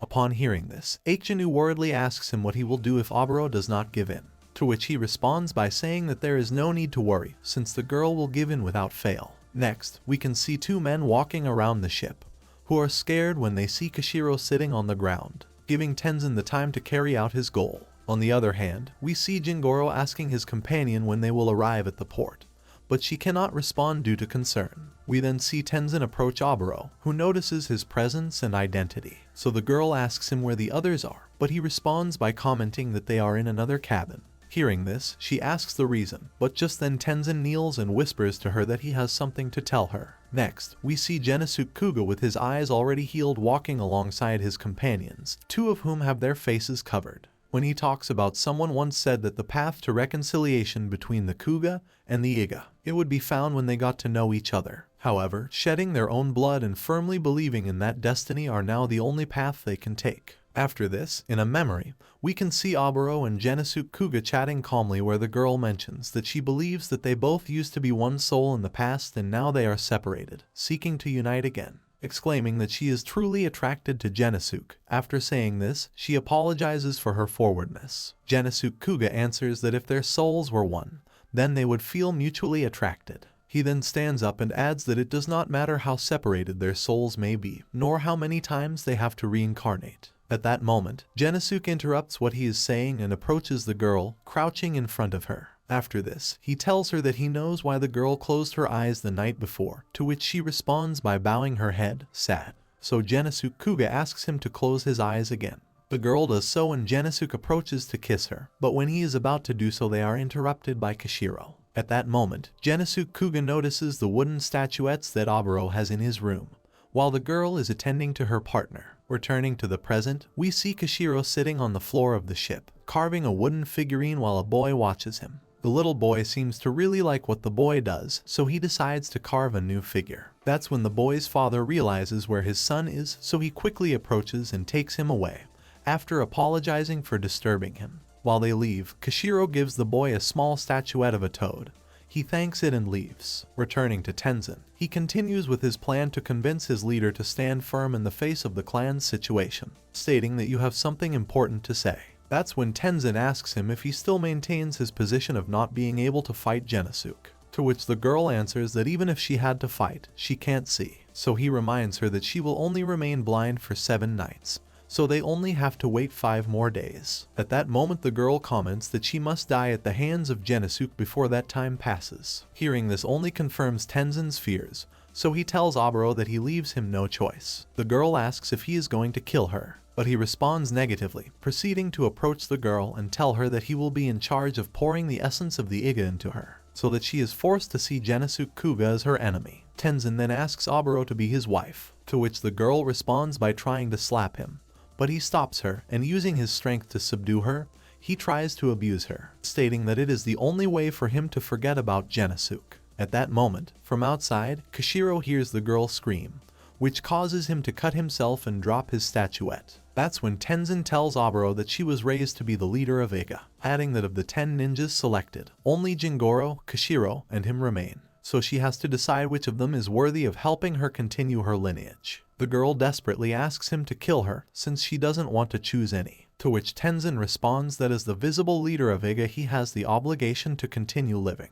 After this, the girl tries to call the other Iga ninjas, but Tenzin silences her, stating that they all agree with his plan, so he continues to abuse poor Oboro. It is there, when after hearing her screams again, Kishiro wonders what is happening, and he begins to use his powers uncontrollably. There we discover that the rest of the passengers have realized that there is a problem, including Aikchanu and Jingoro, which continue to be watched by the mysterious man from before, who turns out to be Jayabu. Immediately, the passengers calm down and we can see them cheering for the little boy to whom Kishiro gave the statuette, since this one does a somersault skillfully for his age. After this we hear Jingoro scream in panic due to his paranoia and fear of salt water. Just then, the boy unintentionally drops his wooden toad on him, causing him to scream again. After this, Aikchanu calms him down, letting him know that it is just a statuette. Afterwards, Jayabu disappears, leaving his disguise behind, a fact that is noticed by Jingoro, who realizes that all the passengers are not there, later stating that only one is missing. Therefore, together with his partner they decide to go out to investigate. At the same time, Kishiro finds himself in a dilemma since he considers that Tenzin is the best one to stay with Oboro. But at the same time, it hurts him immensely to hear her scream like that. He considers what he should do for a few moments, but upon hearing Oboro shout his name for help, he makes up his mind. So he crawls as quickly as he can into the room to stop Tenzin. Just upon arrival, we see Tenzin being strangled by Jayabu, who suspends him in the air, and after a few seconds destroys his neck, to later use his abilities to disappear again in front of them, who are not even aware of his presence. Next, Kishiro and Oboro, both blind, notice Tenzin's corpse and wonder what has happened. Just then, Jayabu appears again behind the girl, ready to eliminate her as well. But when he is about to complete his task, he is interrupted by Jingoro and Aikchanu, who arrive quickly. That's when they realize the body and what it means, stating that because of the way he acts, it must be Jayabu, who is on the boat with them. So suddenly, terrified, Jingoro begins to throw swords into the air erratically, to later run outside with his sword. Seeing this, Aikchanu asks Kishiro to take care of Oboro and proceeds to follow his crazed companion, who upon leaving the room begins to shout and brandish his weapon, with the aim of hitting his invisible enemy with it. But upon seeing this, a man from the ship's crew tries to stop him, receiving a sword blow in the attempt and dying instantly. Jingoro is then grabbed tightly by the foot, causing him to stumble and drop his sword. Next, Jayabu shows himself as Jingoro requested, and after lifting the gray ninja in his arms, he throws him towards the sea. Once it falls into the water, it begins to disintegrate. And while his companion is dying and begging for his life, Aikjanu also throws himself into the sea to assist him. But this is of no use, since when he reaches his companion he notices that it is too late. After this, Jayabu prepares to finish off the remaining ninjas, but he is totally shocked to discover that Tenzin is still alive. Returning to Genesuk Kouga, he and his companions almost reach the port, and they wonder if Iga's ninjas beat them to it as they predicted. To which one of the masked men responds that if they didn't do it then there was no point in taking the land route. Suddenly Genesuk Kouga mentions that at that precise moment Jayabu must be fighting against the Iga, adding that no one can stop him from feeling the way he does. Returning to Jayabu, he is really surprised that his enemy is still alive since he swears that he had destroyed his neck. Tenzin takes the opportunity to mock his rival, asking him if he thinks he is a ghost. Out of nowhere, he draws his weapon and quickly throws it at Jayabu, who dodges it by sinking to the floor of the ship. After this, Tenzin picks up his weapon while admitting that his rival's ability is really useful, since he could escape easily. To which he responds that he cannot stop trembling because of the excitement he feels knowing that he will kill them all. After hearing this, Tenzin looks around and prepares for the attack, while all the passengers look at him expectantly. At that moment, we see how a crew member of the ship throws a rope to Aikjanu to get him on the ship again. After this, we see Tenzin sinking into paranoia, being affected by the noises around him and throwing swords into the air, which causes his rival to make fun of him. Upon hearing his jokes, he comments that unfortunately his sword was not made to eliminate the Kouga, if the way they fight is by hiding. To which Jayabu replies that, in fact, that is the Iga way of fighting. After mentioning this, he proceeds to remind him of his clan's betrayal during the Oda invasion in the past, in which the body of a retired leader of the Kouga appeared abandoned in the surroundings of his village. So Jayabu accuses the Iga of having caused his death, which Tenzin partially confirms to provoke his rival. Immediately afterwards, the Iga ninja moves quickly and without warning takes the life of one of the crew members. To be more precise, the same one who helped Aikjanu up. After seeing this, the rest of the passengers fear for their safety, while Tenzin uses this to his advantage, mentioning to Jayabu that someone just died because of him hiding, calling him a sinner. But his blackmail doesn't work, because Kouga's big guy is more than aware of the atrocities the Iga commit, as if to be affected by moral dilemmas. At that moment, Jayabu reveals part of his body, although it is still hidden behind some containers. He then proceeds to mention that he will never forget what happened that day. That's when in a memory we see Jayabu as a child, training with his father, which he had the opportunity to attack from behind during a session, but he ended up hesitating about his attack, for which his father ends up hitting him and telling him that this weakness will one day bring him death, adding that he can't feel sorry for his enemies and that ninjas don't need any kind of mercy. Later, we see how Jayabu's father prepares to approach the Iga clan on Danjo's orders. After saying goodbye to his son, he thinks about how the hatred between the Iga and Kouga clans will not be able to disappear so easily. But nevertheless, so much bloodshed does not make any sense, adding that he would not mind living in peace with his son. Eventually, while walking with his group, they are attacked by surprise. Sensing this, Jayabu, who was hovering nearby, desperately runs to see what is happening. Finding his father badly injured and about to die, the boy worries, but his dying father only answers that a ninja does not need mercy, dying a few seconds later. There we found out that after that the peace treaty was signed between both clans, so Jayabu was unable to avenge his father, forcing him to make the decision to finish them off personally. Returning to the present, he claims that his hatred for the Iga is his only motivation, adding that that day he put aside all his piety. Upon hearing this, Tenzin laughs and mentions that both Jayabu and his father can die without having seen hell. Then, the big guy throws a wooden box towards Tenzin, leaving the boy from before and his father exposed. They quickly flee inside the ship, but when they are on their way, the boy drops a flute and goes back to look for it. Meanwhile, Jayabu throws another heavy box towards Tenzin, who dodges it without problem. Next, taking advantage of the fact that his enemy does not see him, the big guy appears behind him and tries to grab him again.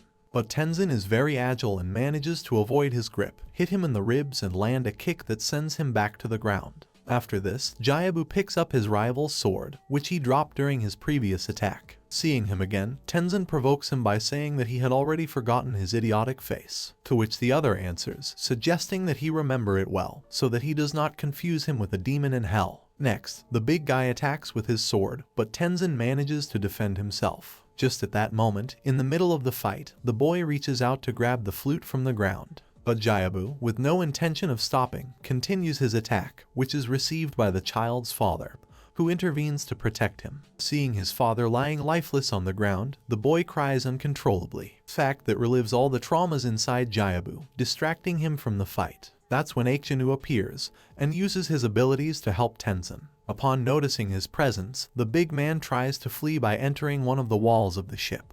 But being bathed in Aikjanu's blood, Tenzin is able to sense where he is, so he quickly approaches him and pierces the wall with his weapon, in turn passing through the body of his enemy, who dies a few moments later. Meanwhile, everyone on the ship looks shocked at what has happened. Afterwards, Tenzin crosses Jiabu's name off his list, as well as those of his fallen comrades, Nenki and Hadarubai, which leaves both clans with only 4 members remaining on each side. Later, at a place called the Sakai Bridge, Genosuke Kouga and his companions encounter a terrible sight, since the Iga ninjas decided to leave the wall board on which Jiabu was murdered prostrate at the entrance of the bridge. After finding him, his companions decide to say goodbye to the big guy by bringing him flowers and letting him float adrift on the sea. That night, after saying goodbye to his partner, Genosuke Kouga and his team continue their trip to the Sunpoo Palace. Motivated by Jiabu's memories, they walk in the dark when at a certain moment, they observe a falcon flying over them with a scroll. Kajero immediately approaches to shoot him down and get the message, but as he runs, he notices that it is Iga's Ojin falcon. So he mentions that now that he has no owner, he may be controlled by Oboro, which makes it advance with more intensity. While Genosuke Kouga and Kajero go in search of the falcon, their other 2 companions remain behind. That's when we discover that these 2 are being watched by Tenzin, who is hiding in the undergrowth. He deduces from the tone of their voices that they are Hyoma and Zeman, who still have their faces covered. Next, Tenzin proceeds to approach, prepared to attack. As he walks stealthily, he thinks about how Nenki, despite having carried the ointment of the Dark Seven with him, he failed to use it to seal Genosuke Kouga's eyes before dying. At that moment, out of nowhere, one of the Kouga members turns around, letting Tenzin know that they are aware of his presence. Upon hearing this, Tenzin is shocked as he recognizes the voice of the speaker. At that moment, we discover that the people chasing the falcon are really Kajero and Zeman disguised as Genosuke Kouga, who, as they run, notice that the hawk seems to be mocking them. That's when they perceive a strange individual behind a tree, who seems to be controlling the bird. They then attack both the mysterious character and the bird, obtaining the scroll as a result, but letting the person who controlled him flee. After this, they collect the document, while Kajero assures that their enemy must not be far away, to which Zeman comments that since there are 2, his opponent would not be so reckless as to attack, stating that he must let him go, and adding that by not being able to sense his presence, it is probably not Oboro. Plus the fact that the girl's eyes can override their techniques, so it would also be unwise for them to continue. And more important than anything, the simple fact that they chased the falcon indicates that they may have fallen into an Iga trap, so they decide to run back. Returning to Genosuke Kouga, we see that Tenzin realizes that he was deceived and that in reality the one who chased the falcon was Zeman. Genosuke Kouga then removes his face covering, revealing his closed eyes, which makes his enemy laugh and congratulate Nenki and Hadarubai for having managed to take Genosuke's sight away. Tenzin approaches while mentioning to his rivals that both are worthy of appearing on Kouga's list of 10 chosen ninjas, stating that they managed to fool him, but that the show was a waste of time, since in the same way, no one can see. At that moment, Hyoma intervenes saying that in fact they did see it in their minds, and he thanks him for allowing them to say goodbye and pay their respects to their fallen comrade, referring to Jiabu. After hearing this, Tenzin congratulates him for lying so well and proceeds to quickly attack him with his sword, asking him if he can see that with his mind too. But Hyoma manages to dodge the attack by taking a couple of steps back, although he ends up losing the garment that covered his face. Next, while Tenzin holds his weapon in front of his blind adversary, he confesses to Genosuke Kouga that he planned to let him live to the end. adding that he was going to kill him after he witnessed the annihilation of his clan and his marriage to Oboro. But nevertheless its destiny has reached the end of its cycle. Upon hearing this, Genosuke Kouga calmly tells Tenzin to leave, and he reminds him that they only plan to go to Ninpou to confirm the retired shogun's intentions. He then asks if he would be able to take his remaining ninjas back to Iga and wait there, commenting that depending on the circumstances, everything that has happened in the present and during the war, just as in the last 400 years of hatred that has led up to that moment, they will be forgotten and their consequences forgiven. At this point, Hayoma adds that both sides have suffered countless losses, and he asks if they couldn't consider that what's been happening during the ninja conflict has brought them all to a draw, adding that they should break the bonds of hatred. He also mentions that they tell him everything, understanding that he is Oboro's representative as leader of Iga. Hayoma ends the speech, adding that this is the Kouga clan leader's true wish. All these words make Tenzin laugh, who reproaches Genosuke Kouga for becoming so soft and questions the reasons for his challenge in Ninpou. Upon hearing this, Hayoma replies that many Kouga members hate Iga's guts. This causes Tenzin to mock him, suggesting that his blind ninja ability is to talk pretty. Immediately afterwards, the Iga ninja proceeds to pounce on him to finish him off once and for all, to which Hayoma reacts by dodging each and every attack he receives, until at a certain point he manages to block Tenzin's sword, stopping it just before his head is cut off. That's when Genosuke Kouga approaches, telling Tenzin that he won't be able to witness his wedding with Oboro, because he will die right there in front of him. Completely confident, Tenzin scoffs again. But then, Hayoma asks Genosuke Kouga for permission to open his eyes and he grants it.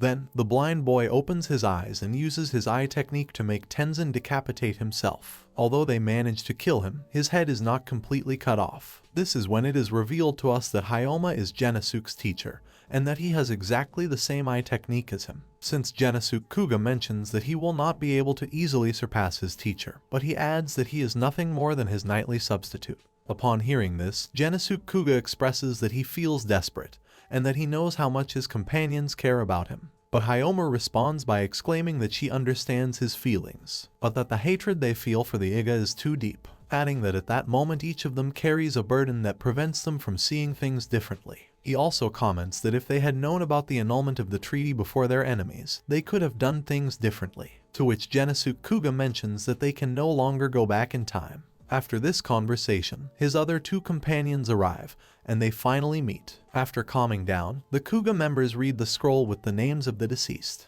There they discover that Jingoro's name has also been crossed out, so they assume that Jayabu managed to take care of him before he died. After this, Kajero informs Genosuke that the falcon managed to escape along with the person controlling it, to which he responds by saying that the next time they see a hawk they have to kill it along with the owner. This surprises his companions, who ask what they should do if this person was Oboro, to which he replies that it doesn't really matter, since she is still an Iga woman, therefore they should finish her off too. Upon hearing this, Hayoma intervenes saying that they should not be so surprised, mentioning that Genosuke Kouga ordered him to look at Tenzin, and reminding them that the same thing happened with Nenki, which is why Genosuke showed himself to be quite determined to finish off his enemies. After this, Zeman asks his companions to continue advancing with Genosuke Kouga, since he has some pending issues with the dead man, stating that not knowing his ninja technique this would be the most powerful enemy, but he unexpectedly turned out to be very easy to kill. Next, further on, in the Takedo area, we can see Aikjanu giving Oboro a bath, who apologizes for his insistence, to which Aikjanu replies that there is no problem, mentioning that the sea breeze makes the skin feel sticky, adding that she must have felt quite uncomfortable at that moment. We see that Oboro only thinks about what happened with Tenzin on the ship, when he tried to abuse her, and we find out that this is the real reason why he insisted on taking a bath. After this, Oboro asks if the flutist who died on the ship was a traveling artist, wondering where they could be at that time. Aikjanu tries to reassure her, commenting that perhaps they are at an inn or have continued on their way. Upon hearing this, Oboro expresses that he wishes he could hear them play again. To continue reassuring her, Aikjanu mentions that perhaps they could meet them again during the trip. Next, the Iga leader asks about Kashiro, and expresses that she would like to apologize to him, adding that she has made him suffer. Furthermore, he mentions that if possible, he would like to do it before Tenzin returns from his reconnaissance of the terrain. But this will not be possible because the boy accompanied Tenzin in his task, with the aim of helping him kill Hayoma before night falls. Hearing this, Oboro worries because Kashiro obviously can't see, and Aiknanu admits to him that she tried to stop them too. At that moment, during a flashback, we discover that Aiknanu has romantic feelings for Kishiro, which Tenzin perceives in his concern for the boy, but nevertheless, this does not persuade him not to take him with him on the mission, stating that they are not on a pleasure trip and that they should focus on their goals. Eventually, we return to Kishiro, who wanders in the dead of night looking for Tenzin and remembering his words, in which he mentioned that what happened on the ship was nothing more than a strategy to make the Kouga come out of hiding. After this, the boy continues moving aimlessly, desperately searching for his partner. As he walks, he wonders all kinds of things and constantly thinks about Aburo and his feelings for her. He is motivated by thinking that he must protect her in the village where he grew up. But during his spiral of despair he trips, and when he gets up he thinks about what he can do in that state, wondering what happened to Genosuke Kouga's feelings for Aburo, and wondering if he really plans to allow all this to continue, coming to the conclusion that he is still a Kouga ninja after all and wishing that they did not exist. On the other hand, we see Genosuke Kouga and his group advance on their journey when out of nowhere, Hyoma, after feeling the heaviness of his steps, he wonders if Genosuke Kouga still has doubts inside, but he affirms that things will probably continue their course and there will be no mercy for anyone, adding that, as someone who was entrusted with the care of his nephew, he may be making a mistake. But he adds that Genosuke will be able to continue hesitating alone until he is the last of the Kouga ninja standing.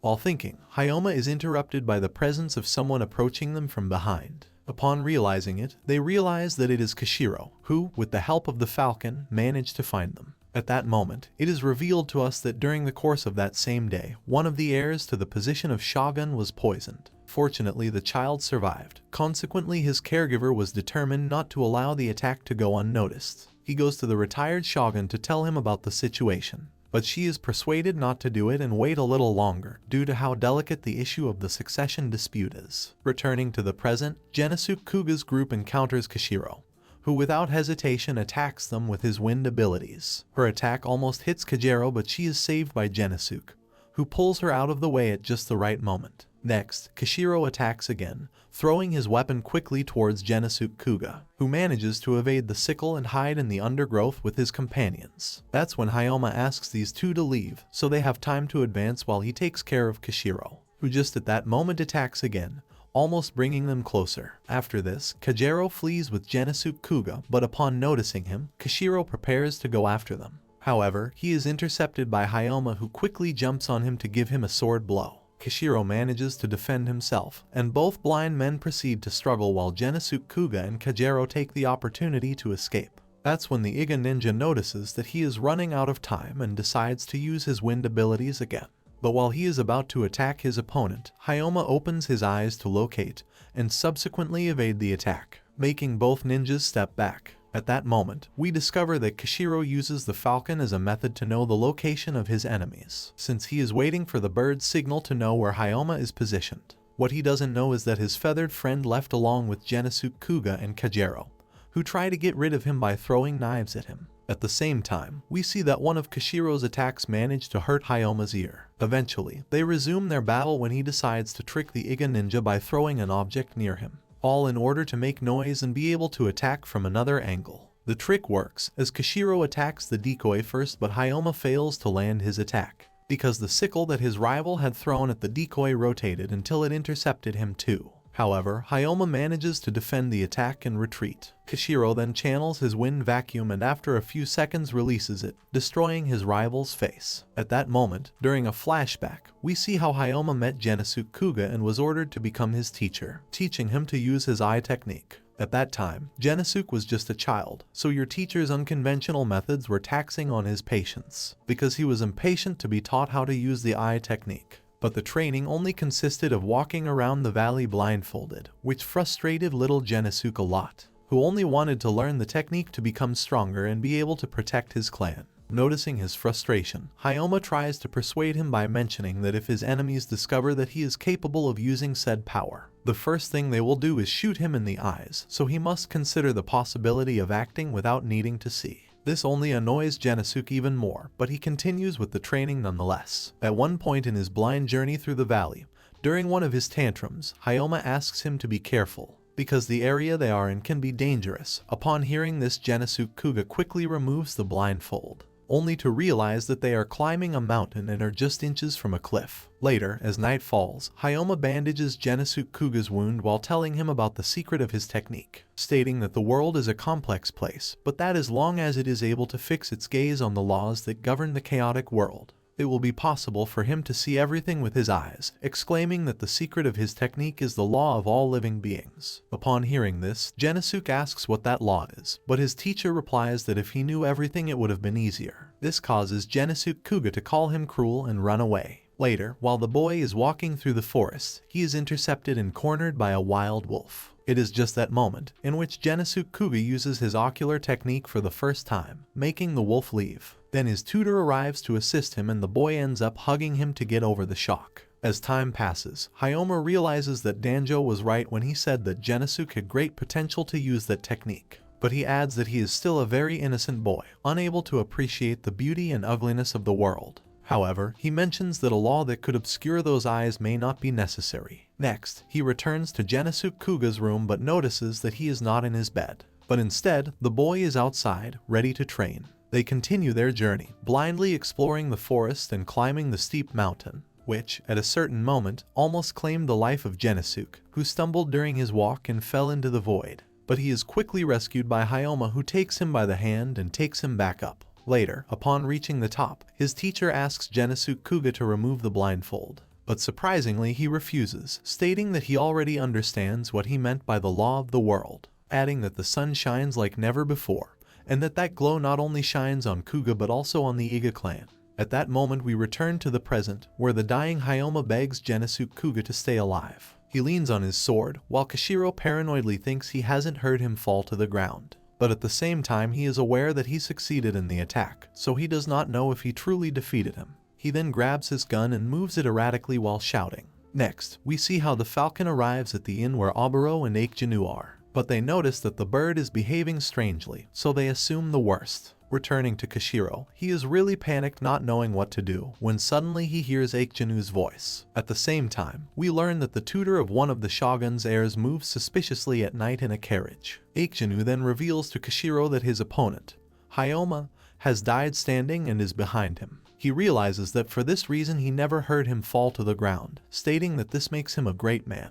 After saying this, Kashiro questions Aikjinu about what she is doing there, asking if something has happened at the inn, and immediately demanding to know how Oboro is doing. That's when Aikjinu, who has not yet shown himself, tells him crying that they were attacked by Zeman, who suddenly attacked them and dedicated himself to torturing Oboro to death. Hearing this drives the poor boy crazy, and he throws himself on the ground, reproaching himself for not being able to protect her. He then repeatedly hits the ground with his weapons while shouting that he will never forgive whoever did it. After this, Kashiro, enraged, asks Aikjinu what she was doing at that moment. But she quickly responds that she was tied hand and foot, and that as soon as she had a chance, she tried to escape, adding that he thought he should inform him and Tenzin, even if he was risking death. Reason why she appears before him, ashamed for not having been able to do anything to prevent the death of her leader. Upon hearing all this, the boy responds really upset that he didn't want to hear something like that. But while he is complaining, he is interrupted by the girl, who approaches him mentioning that she has not come to complain. Seconds later, she hugs him and implores the boy to kill her while she cries. Next, he announces that Iga is lost and that at least the two of them should die together. Next, even though Kashiro almost manages to resist, the girl kisses him and after a few seconds he falls to the ground.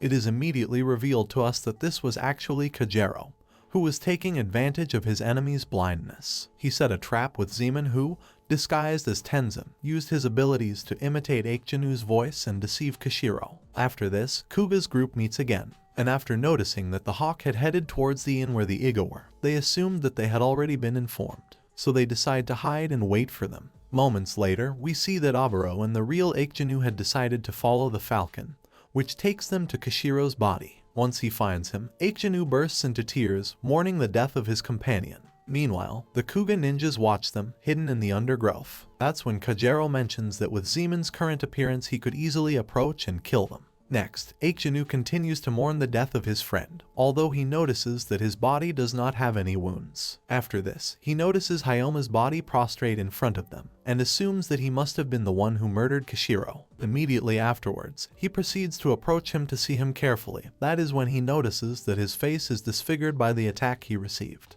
which makes it difficult for him to recognize him, but confirms his identity by identifying his hair. As it approached, Kouga's ninjas decided to take advantage of their comrade's body and use it as a decoy, which, after a few seconds, is stabbed multiple times by Aikjanu, while Oboro begs him to stop, asking him not to dishonor the dead, and adding that she was horrified when Tenzin humiliated Jayabu's body by leaving it lying at the entrance to the bridge. Next, he mentions that although Hyoma was his enemy, he was skilled enough to take Kishiro with him to death, and he exclaims that by despising that he is also despising Kishiro himself. Furthermore, he adds that his opponent has even remained standing after death. After saying this, Oboro asks if Tenzin also died, but Aikjanu replies that that is not possible. Hearing this raises suspicions and doubts among the Kouga ninjas, who claim that what they say does not make sense. That's when, about to begin his attack, Zeman notices that there is a large group of people walking near them, which seems strange considering the time.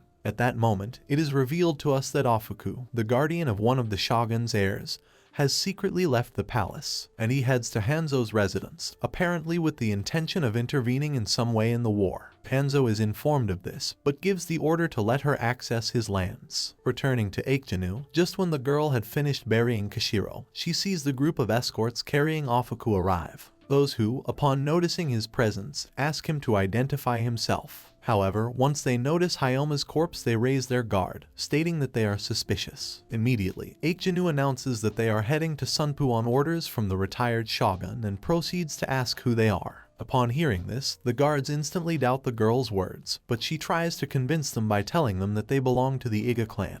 But upon hearing this, Ofuku decides to get out of the carriage and talk to them directly, after asking his guards to put away their weapons. Next, she asks Aikjanu if they are the ones covered by the peace treaty that Hanzo has revoked. He then proceeds to introduce himself and ask the girls specifically if their names are Oboro and Aikjanu, adding that he knows them because those were the names that Ojin wrote on the scroll of the 10 best ninjas of Iga, and that they were chosen for the cause. After mentioning this and approaching, he asks for the identity of the man lying dead on the ground. Aikjanu answers that it is Hyoma, a Kouga ninja, news that seems to make Ofuku very happy, who congratulates them and proceeds to ask them where their other classmates are. His happy face collapsed when he heard that the rest of his companions died, stating that only a few days have passed since the treaty was revoked. At that moment, it is revealed to us that Tenzin is still alive and is somehow in the process of reanimation. Returning to the Iga, the girls ask the heir's guardian what that cause was that she was talking about earlier, to which she responds that she is surprised that they have been fighting without even knowing the reason for their fight. So he proceeds to tell them the importance of the outcome of the war they are in. At the same time, we see Hanzo mention that he decided not to intervene in Ofuku's actions to avoid any conflict arising, stating that she is the type of woman who reveals herself the more they try to hold her back. However, he comments that despite his power and influence, it doesn't really matter what kind of dirty trick he plans to use in the war, since being an external agent there is not much you can do. Moments later, after telling the girls what they are fighting for, Ofuku proceeds to invite them to go to Sunpu with her, stating that for the sake of his heir, he cannot allow them to die. After remembering the words that Genosuke Kouga expressed in his letter to the Iga, Oboro decides to accept the offer, to which Aikjanu mentions that they can't leave Kouga's remaining ninja alive, to which the tutor responds that that is correct, but that they must also keep them alive. They then proceed to leave. After this, Genosuke Kouga and the others come out of hiding after having learned the truth behind the conflict. At the same time, we see Tenzin complete his reanimation process and come back to life again. At that moment, during a flashback, we discover that in the past Ojin had the opportunity to take down Danjo, but she was unable to achieve this due to the feelings she had towards him. Therefore, Tenzin considers his death a disgrace and plans to prevent it from happening again, making Oboro send Genosuke to the grave once and for all. Next, we see Genosuke Kouga and his companions chatting in an inn, where they mention that even though Genosuke feels less motivated to fight after learning the truth, he believes that too much blood has been shed and that it will not end unless one of the parties is annihilated. Moments later, we see Kajero and Zeman talking outside while Genosuke Kouga rests, considering that now that the Iga have the protection of the tutor and her escorts, things will not be the same, adding that now more than ever they must strive to protect Genosuke, even if it costs them their lives. Next, we see Oboro and company advance on their journey, when at one point, the Iga leader asks to be allowed to walk. But immediately the girl is ordered to return to her carriage, because they do not know when they might be attacked by the Kouga. Therefore, they resume their path, later arriving at an inn, which is kept under guard by guards at all times. Eventually, Tenzin appears at the scene, but is quickly rejected by the guards, those who call him an intruder as soon as they notice that he causes harm to one of the escorts, causing everyone to rush at him and call for reinforcements. They arrive instantly along with Aikjanu, who, noticing the presence of his companion, asks them to stop, announcing them that it is a member of their team. They then proceed to enter and Aikjanu explains the situation to Tenzin, who quickly interrupts her to explain that they have to take care of something more important first. That's when he mentions that he knows Kagero's location, suggesting that they should take the opportunity to kill her, since this one seems to be waiting for someone. Upon hearing this, the bodyguards offer to support them, but Tenzin refuses, adding that they are not people they can defeat. He then whispers to Aikjanu that Kagero was the one who actually killed Kashiro, explaining that that is the reason why the boy did not have any injuries, since Kagero is capable of poisoning men with his size, but she adds that her techniques cannot be used on women, so Tenzin tells her that only she could defeat her. Hearing this, Aikjanu asks him to wait there while she quickly goes to a room to get something. Upon arriving, we see her take an item out of a box and put it in her suit, along with the flute that Genesuk left in the Iga village earlier. Just then Tenzin enters and asks what that is, to which the girl responds by kneeling and asking for forgiveness, stating that she only kept it because Aburo likes it, and even though they have to get revenge on them, it could be a good memory. After hearing this, Tenzin decides to turn a blind eye, telling her that he will pretend not to have seen anything. Afterwards, they set off in search of Kagero, and as they approach, they talk about Ofuku's intentions, who seems to have told them that she can take care of destroying the Kouga. This causes Tenzin to say that the war between the clans has nothing to do with their war for succession, stating that if they accept their help in a certain way they would dishonor their dead, something that Aikjanu strongly agrees with, exclaiming that they must spill every last drop of Kouga blood, and adding that they will not be able to stop fighting until this happens. But at the same time, she mentions that due to Aburo's blindness, she intended to take her alive to Sunpoo. That's when we confirm that the one who is with Aikjanu is actually Zeman, since he is surprised to hear about the blindness, besides the fact that at that moment the real Tenzin appears at the inn in front of the guards. Then they both arrive at the bridge where Kagero is located, and Aikjanu prepares to carry out his confrontation, but has some doubts regarding Aburo's feelings for Genesuk Kouga, because he is aware that ending the Kouga represents the end of the relationship between Aburo and Genesuk Kouga. After hearing this, Zeman manages to convince her to continue with the plan, expressing that despite everything there is no other way to make the feeling of revenge disappear. In this way, Aikjanu proceeds with what was planned and appears in front of Kagero along with Zeman. He then takes out Kashiro's weapon and pounces on Kouga's girl, attacking ferociously while thinking of all his fallen comrades, managing to knock his opponent down, to later use his special ability against her, with which he hides in the mist and prepares to deliver a lethal blow. But when she is about to hit it, she is stopped by Zeman, who holds firmly as Kagero approaches with a dagger. That's when the poor girl realizes that she has been tricked, as she is then impaled by the blade wielded by her rival, who tells him that with his blood he will mark the path to hell so that Aburo will travel it soon. After this, when the girl is about to die, she stares at Zeman, managing to touch a sensitive chord in him,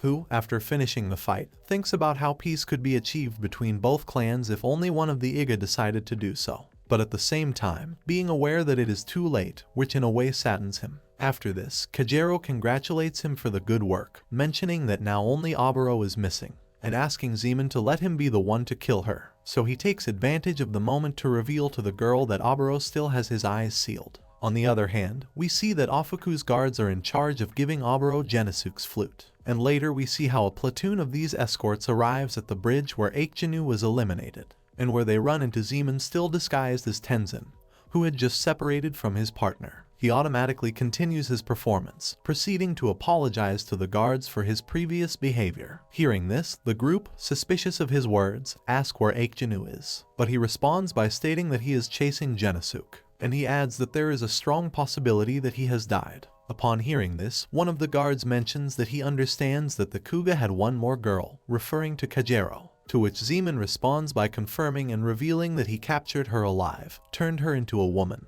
and convinced her to join Iga. After this, the guard confesses that he considers him a trusted ally, and he proceeds to mention that Aikjanu revealed to him that he could not die from a wound and that he is an immortal ninja, what leaves Zeman cold. The guard then reveals that Tenzin can only die if he is decapitated or cremated, and he expresses that he would like to test for himself if he is really capable of returning to life. That's when, suddenly, the escort releases a blade that he had hidden in his arm, instantly piercing Zeman's body. Moments later, we discover that the mysterious escort is actually Tenzin in disguise, and that the weapon they really used is a spear that one of the guards was holding behind him. Discovering this leaves Zeman totally shocked, and after a few seconds, after running out of options, he decides to pounce on Tenzin despite still being pierced by the spear, all to try to bring a sword blow closer that never comes, because he is abruptly attacked by all the escorts at the same time, who pierce and immobilize him. At that moment, Tenzin confesses to the dying boy that in the past, the Iga had a ninja with abilities like his, and thanks to him they managed to deceive the Kouga during old confrontations. While hearing these words, poor Zeman inevitably dies. After this, Tenzin admits that the boy managed to imitate him well, but unfortunately his luck ran out. Next, we return to Genosuke Kouga,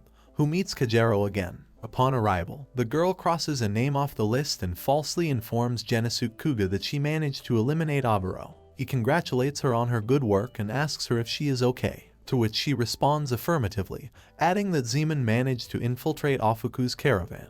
After this, a saddened Kajero asks Genosuke if they could be together the day the successor is chosen, adding that she just wants to be close to him, even if they aren't able to physically touch each other. He also comments that with the arrival of the new president and the elimination of the Iga, the ninjas may no longer be necessary, so he adds that he could dedicate himself to living for him and for him. Hearing this, Genosuke Kouga remains silent, so Kajero gets up and thinks that he must take care of Oboro. Immediately afterwards, we see the girl running quickly outside, determined to achieve her goal. On the other hand, we can see Tenzin having tea and chatting with Ofuku and his guards, when she comments that it seems strange that he has revealed his technique, because he is a ninja and must keep them a secret.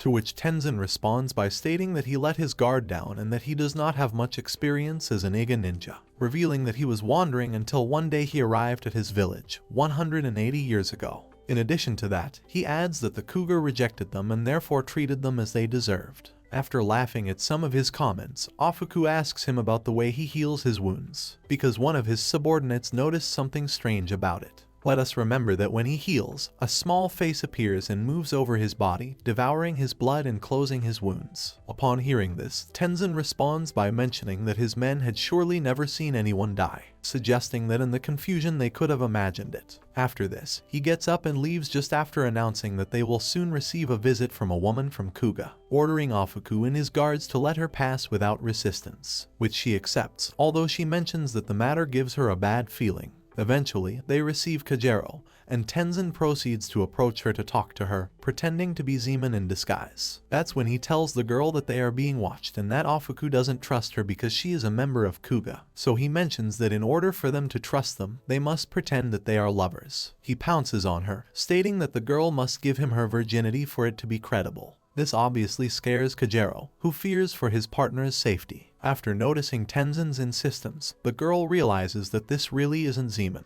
and he wonders how it is possible that this one is still alive. At that moment, he realizes that his partner has probably died, so he decides to play along with Tenzin to avenge him. After a few moments, Kajero does his best to fulfill his duty, trying to visualize Genosuke Kouga while he performs his actions, going so far as to kiss Tenzin, who is completely unaware of what is coming to him. Eventually, during the act, he falls dead, and Kajero takes the opportunity to deliver the final blow. Immediately, the guards, who are witnessing everything, go into attack, managing to capture the girl, who cannot do much against so many enemies. Later, Ofuku and Oboro come to see what is happening, and the tutor proceeds to order the blind Iga leader to eliminate the prisoner. Hearing this, Kajero asks how Oboro could allow others to intervene in his war, stating that it is an insult to ninjas. Next, he reproaches him for having sealed his eyes, and he confesses that he lied to Genosuke Kouga, telling him that she had already been murdered, trying to play with his feelings. But when he tried to reveal what Genosuke Kouga had responded to the news of his death, Oboro answers for herself what Genosuke had said. This infuriates Kajero, who begins to scream and try to free himself, which makes Ofuku insist that she be killed. But Oboro mentions that it's a better idea to keep her alive so he can attract Genosuke, stating that they will finish him off before reaching Ninpou and recover the scroll. Furthermore, he adds that this is the only way they can win the war. Later, we can see Genosuke Kouga on a boat, continuing his journey, It is there that he meets the son of the traveling piper who was murdered, who asks Genosuke Kouga if he is capable of playing the flute. Hearing this, Genosuke introduces himself and decides to play a little, which makes the boy very happy. At the same time, we see Ofuku's caravan advancing on its way overland, and we notice how Oboro cries thinking that he wants to see Genosuke Kouga at least one more time. Eventually, Ofuku and company arrive at an inn where they settle in for the night. At one point, we discover that Kajero managed to eliminate 2 of the guards, managing to escape from his confinement. Next, we can see how the girl wanders through the corridors of the room with a gun in her hands in search of Oboro. On the other hand, we discovered that Tenzin's body had been transported along with them and he revived again. After this, we see that Kajero manages to find his target and prepares to kill the leader of the Iga. But when she is about to land her blow, she is interrupted by Tenzin. Returning to Genosuke Kouga, we discover that during his journey, his enemies left him a sign with a message explaining the situation, stating that Kajero has been captured and will be held captive for an entire day, and demanding Genosuke Kouga to appear along with the scroll if he wants his companion to survive. Back with the Iga, we discover that Tenzin managed to capture his prisoner again, but this time he keeps an eye on her personally. During that night, everyone in the room can hear the screams of pain from Kajero, who is being tortured by him, which makes the girl suffer, throwing multiple needles at her to write the word Iga on her bare skin. While he admits that the girl managed to surprise him at the last moment, since he did not expect her size to poison him. Moments later, we can see how Oboro leaves his room and quickly goes to where his partner is, which is confessing to Kajero that he does not share his leader's ideals and that if it were not for her, he would try to abuse her again, stating that he wouldn't mind dying again. The girl, tired from the abuse, asks him to kill her, but he refuses, stating that it really doesn't matter how long it takes, since the next day your wish will come true. After saying this, Tenzin continues to torture her while Oboro runs over to where they are, begging him to stop. Once she reaches the site, her partner is surprised that she got there alone, stating that she is finally acting like a ninja. After that, he comments that his idea of attracting Genosuke through Kajero was brilliant and that Ofuku was pleasantly surprised by it. Finally, he adds that she did what would be expected of the leader of a ninja clan, stating that apart from being beautiful she can also be very cruel. Hearing this, Oboro asks if killing her right now would be the kindest thing to do, and he proceeds to reproach Tenzin that even though he is taking revenge, his rival is a person and should show a little compassion. After hearing this, Tenzin mentions that he has heard many ninjas say that, but states that he does not know the meaning of those words. He then proceeds to shoot more needles towards his prisoner. At that moment, his screams of pain can be heard by Genosuke Kouga, who was walking nearby. Moments later, we can see Tenzin grab Oboro tightly and throw her to the ground. He then proceeds to explain to her the way Kajero's abilities work, then confesses that he will abuse her again, adding that he wants me to look at them while he does it. Obviously, Oboro instantly refuses, saying that on top of that his eyes are still sealed, to which Tenzin replies that it has been more than 7 days since they left the village. He then adds that the higher-ups are in favor of Iga and that the next day they will arrive in Ninpou. After mentioning this, he tries to abuse Oboro as well. That's when Genosuke comes into play, appearing behind them and asking Tenzin why he's still alive, to which he responds by exclaiming that Genosuke Kouga is not worthy of knowing, while preparing to battle, adding that he did it to have the opportunity to kill him. At that moment, he congratulates Oboro for having planned the trap to lure Genosuke, mentioning that he looked really happy when he helped them plot against him and ordering him to let him handle the rest. Tenzin then pounces on Genosuke Kouga, trying to land a sword blow, but he retreats and despite his blindness he manages to defend himself quite well. They move their battle outside the facility, where Tenzin tells Genosuke Kouga that without his powers he does not even reach the level of a samurai. The two continue to exchange attacks constantly, until Genosuke suffers a deep cut on his arm. However, they quickly resume the exchanges, but this time it is Tenzin who suffers a cut on his hand, which he manages to heal quickly with his special ability. At this moment, facing Genosuke exhausted and crouched on the ground, Tenzin tells him to give up and beg for his life, suggesting that maybe he could let him live until he reaches Ninpou. Next, he mentions that if there really is a hell, being born in that era, not dying in 214 years, and yet never having gotten what you've wanted most is truly hell. After this, try to attack Genosuke Kouga again, which does the best it can to defend itself from their ferocious attacks. After another while of combat, both suffer constant cuts until Genosuke Kouga falls to the ground. Seconds later, he stands up and asks his rival what he is hiding in his body, to which he responds by saying that it is his hatred against the Kouga which has become an obsession to the point that he no longer feels pain. That's when Genosuke Kouga asks him if he was the one who set the trap for the Kouga at the end of the war of the previous era, to which he responds by confessing that at that time the Iga were on the brink of annihilation, and that it was a unique opportunity, stating that without the Oda army's attack, the clans would have been forced to remain peaceful based on the relationship between Danjo and Ojin, definitively revealing that Tenzin was the culprit that kept the two families mired in hatred for so many years. He later comments that the person Genosuke Kouga should really hate is the Shogun's family, revealing that they are using the ninjas as a method to choose the successor. After a few words, Tenzin attacks Genosuke again, who manages to stop some attacks, but he eventually ends up being impaled by his opponent's weapon, which pierces him right in the shoulder, making him scream in pain and immobilizing him for a moment. After this, after hearing Oburo's screams of despair, Genosuke tightly holds the weapon that is stuck in him, and with a single movement, he swings his sword at his rival, instantly cutting off his head. Tenzin is completely shocked as his head detaches from his body, and then falls to the ground. At the same time, we see that Ofuku finds out that Oburo left his compound, and after finding his men scared, he orders them to find her immediately. After this, Genosuke Kouga turns to Oburo and asks her if she has a sword, but she answers in the negative, to which Genosuke orders him to take one as they must fight, stating that he has to be able to do so. After saying this, he reveals to the girl that his eyes are sealed, to which she responds by informing that hers are too. Hearing this surprises Genosuke, who asks if it was the work of the other Iga members, to which the girl confesses that she did not, adding that she did it herself because she did not want to witness the battle against the Kouga. After this comment, Oburo implores Genosuke Kouga to kill her before her eyes open. Just then, out of nowhere, Kajero crawls out of the compound where she was held captive, and she asks Genosuke why he doesn't finish her off, questioning if he plans to betray his entire clan and herself, reminding him that it was she who set the trap to lure him and kill him. While listening to her words, Genosuke Kouga approaches Kajero and picks her up to leave with her. But as they leave, Kajero tries to kiss Genosuke Kouga, but they both fall to the ground. That's when she takes the opportunity to give the scroll to Oburo, telling him to leave and live her life alone. After this, he approaches Genosuke Kouga, who is still lying on the ground, weak from the fight and his injuries, to try to kiss him again, with the aim of putting an end to everything and dying with him. But as he tries, Oburo desperately asks him to stop. Just then, the seal on her eyes is undone and she uses her eye technique to neutralize Kajero's ability. Later we discovered that she did manage to poison Genosuke Kouga with the previous kiss, and that is why he did not get up. After seeing Kouga's girl collapse, Oburo runs to check on Genosuke, but he just manages to hear Ofuku's guards approaching, so he decides to drag Genosuke Kouga and hide inside the enclosure with him.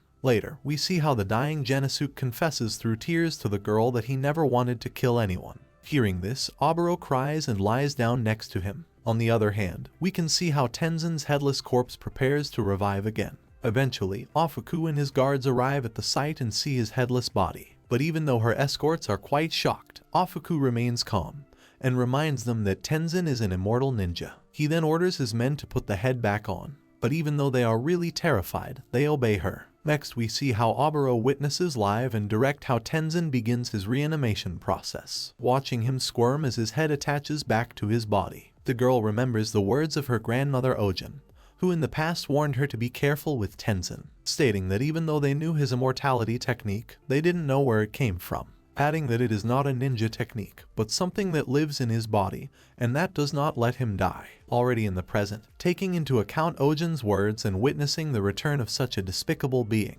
Oburo uses his eye technique to interrupt his resuscitation process, making Tenzin die once and for all in front of Ofuku and his guards. Later, something unimaginable happens. The creature that inhabited Tenzin's body takes control of his remains, and proceeds to use the junction between his head and his body as a mouth. Then he announces to everyone that Genosuke is hiding behind Oburo under the stairs. After witnessing this, Oburo uses his technique against the creature again, this time with more force than ever, thus managing, after remembering Genosuke's words, to tear the head off the body of his target without even touching it, thus eliminating the being that lived inside Tenzin. Next we see how Ofuku and company confront Oburo, who admits that what the creature said is true, confirming that behind it is a wounded and poisoned Genosuke. But he adds that even if they kill him, the reputation of the Iga clan will not improve. Hearing this surprises the tutor, who comments that those words are inappropriate for a ninja, but that she understands. Next, send a messenger to Hanzo, adding that both factions will face him and his referees in an equal fight, which Oboro accepts. Then, the next day, we see that Genosuke Kouga was transported with the others to Hanzo's mansion.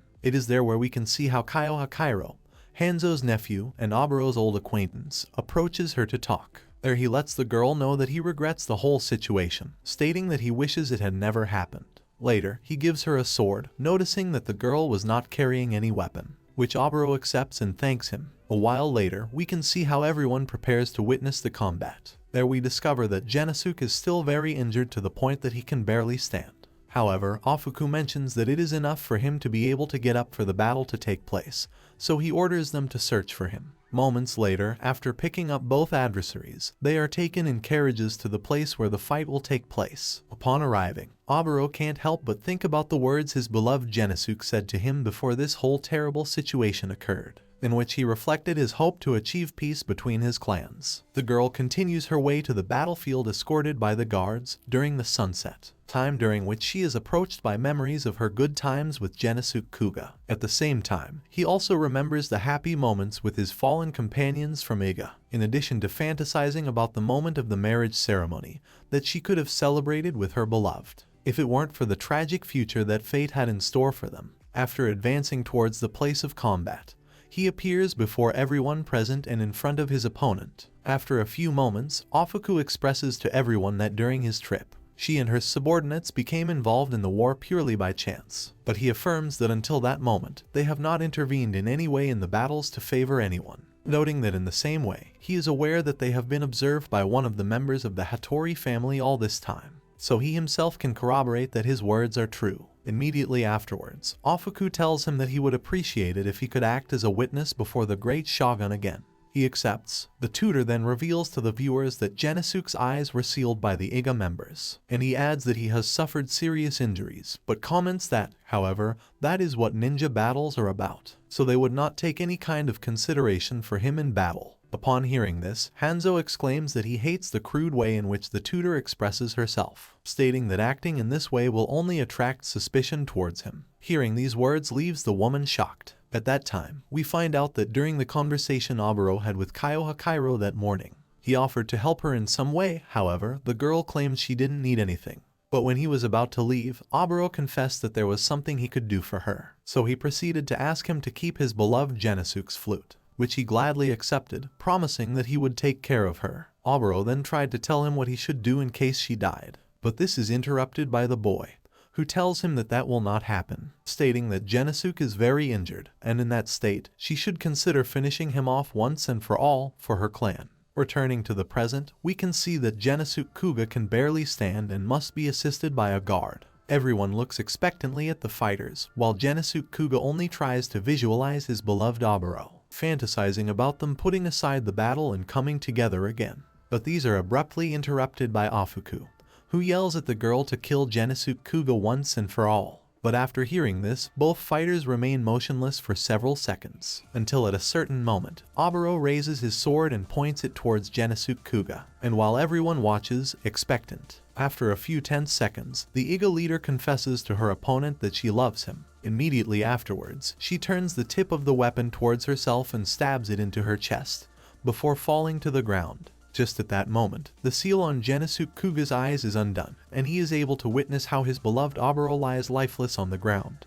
After witnessing this, Afuku instantly goes crazy, as the girl's death represents that his side has lost, and the heir of the great shogun will not be the child he has cared for. During his moment of desperation, he angrily orders his guards to assassinate Genosuke, and although his men hesitate about what to do, after a few moments, they rush towards Genosuke Kouga to eliminate him. But of course they don't succeed, since Genosuke Kouga, in his serene but probably emotionally destroyed state, he is able to use his technique to make his enemies violently eliminate themselves without even seeing them directly. This demonstration of power leaves all the spectators frozen, especially Afuku, whom Genosuke Kouga observes with total contempt. After this, Genosuke slowly approaches the scroll and picks it up, to later approach Oboro, take her in his arms and with his own blood, cross out her name from the parchment, officially giving victory to the Kouga clan. Meanwhile, Hanzo and his nephew Kyohakairo observe the situation, surprised to learn that the Iga clan turned out to be the losing faction.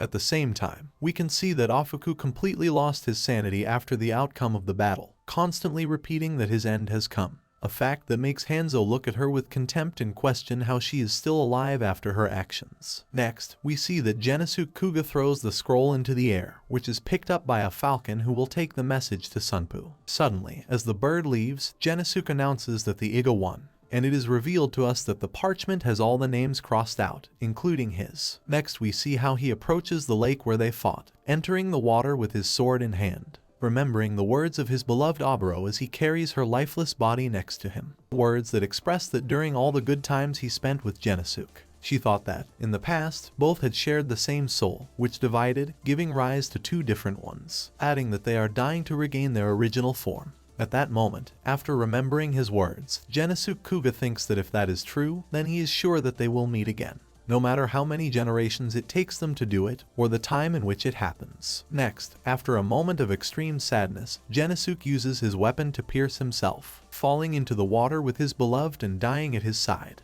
And so the anime ends.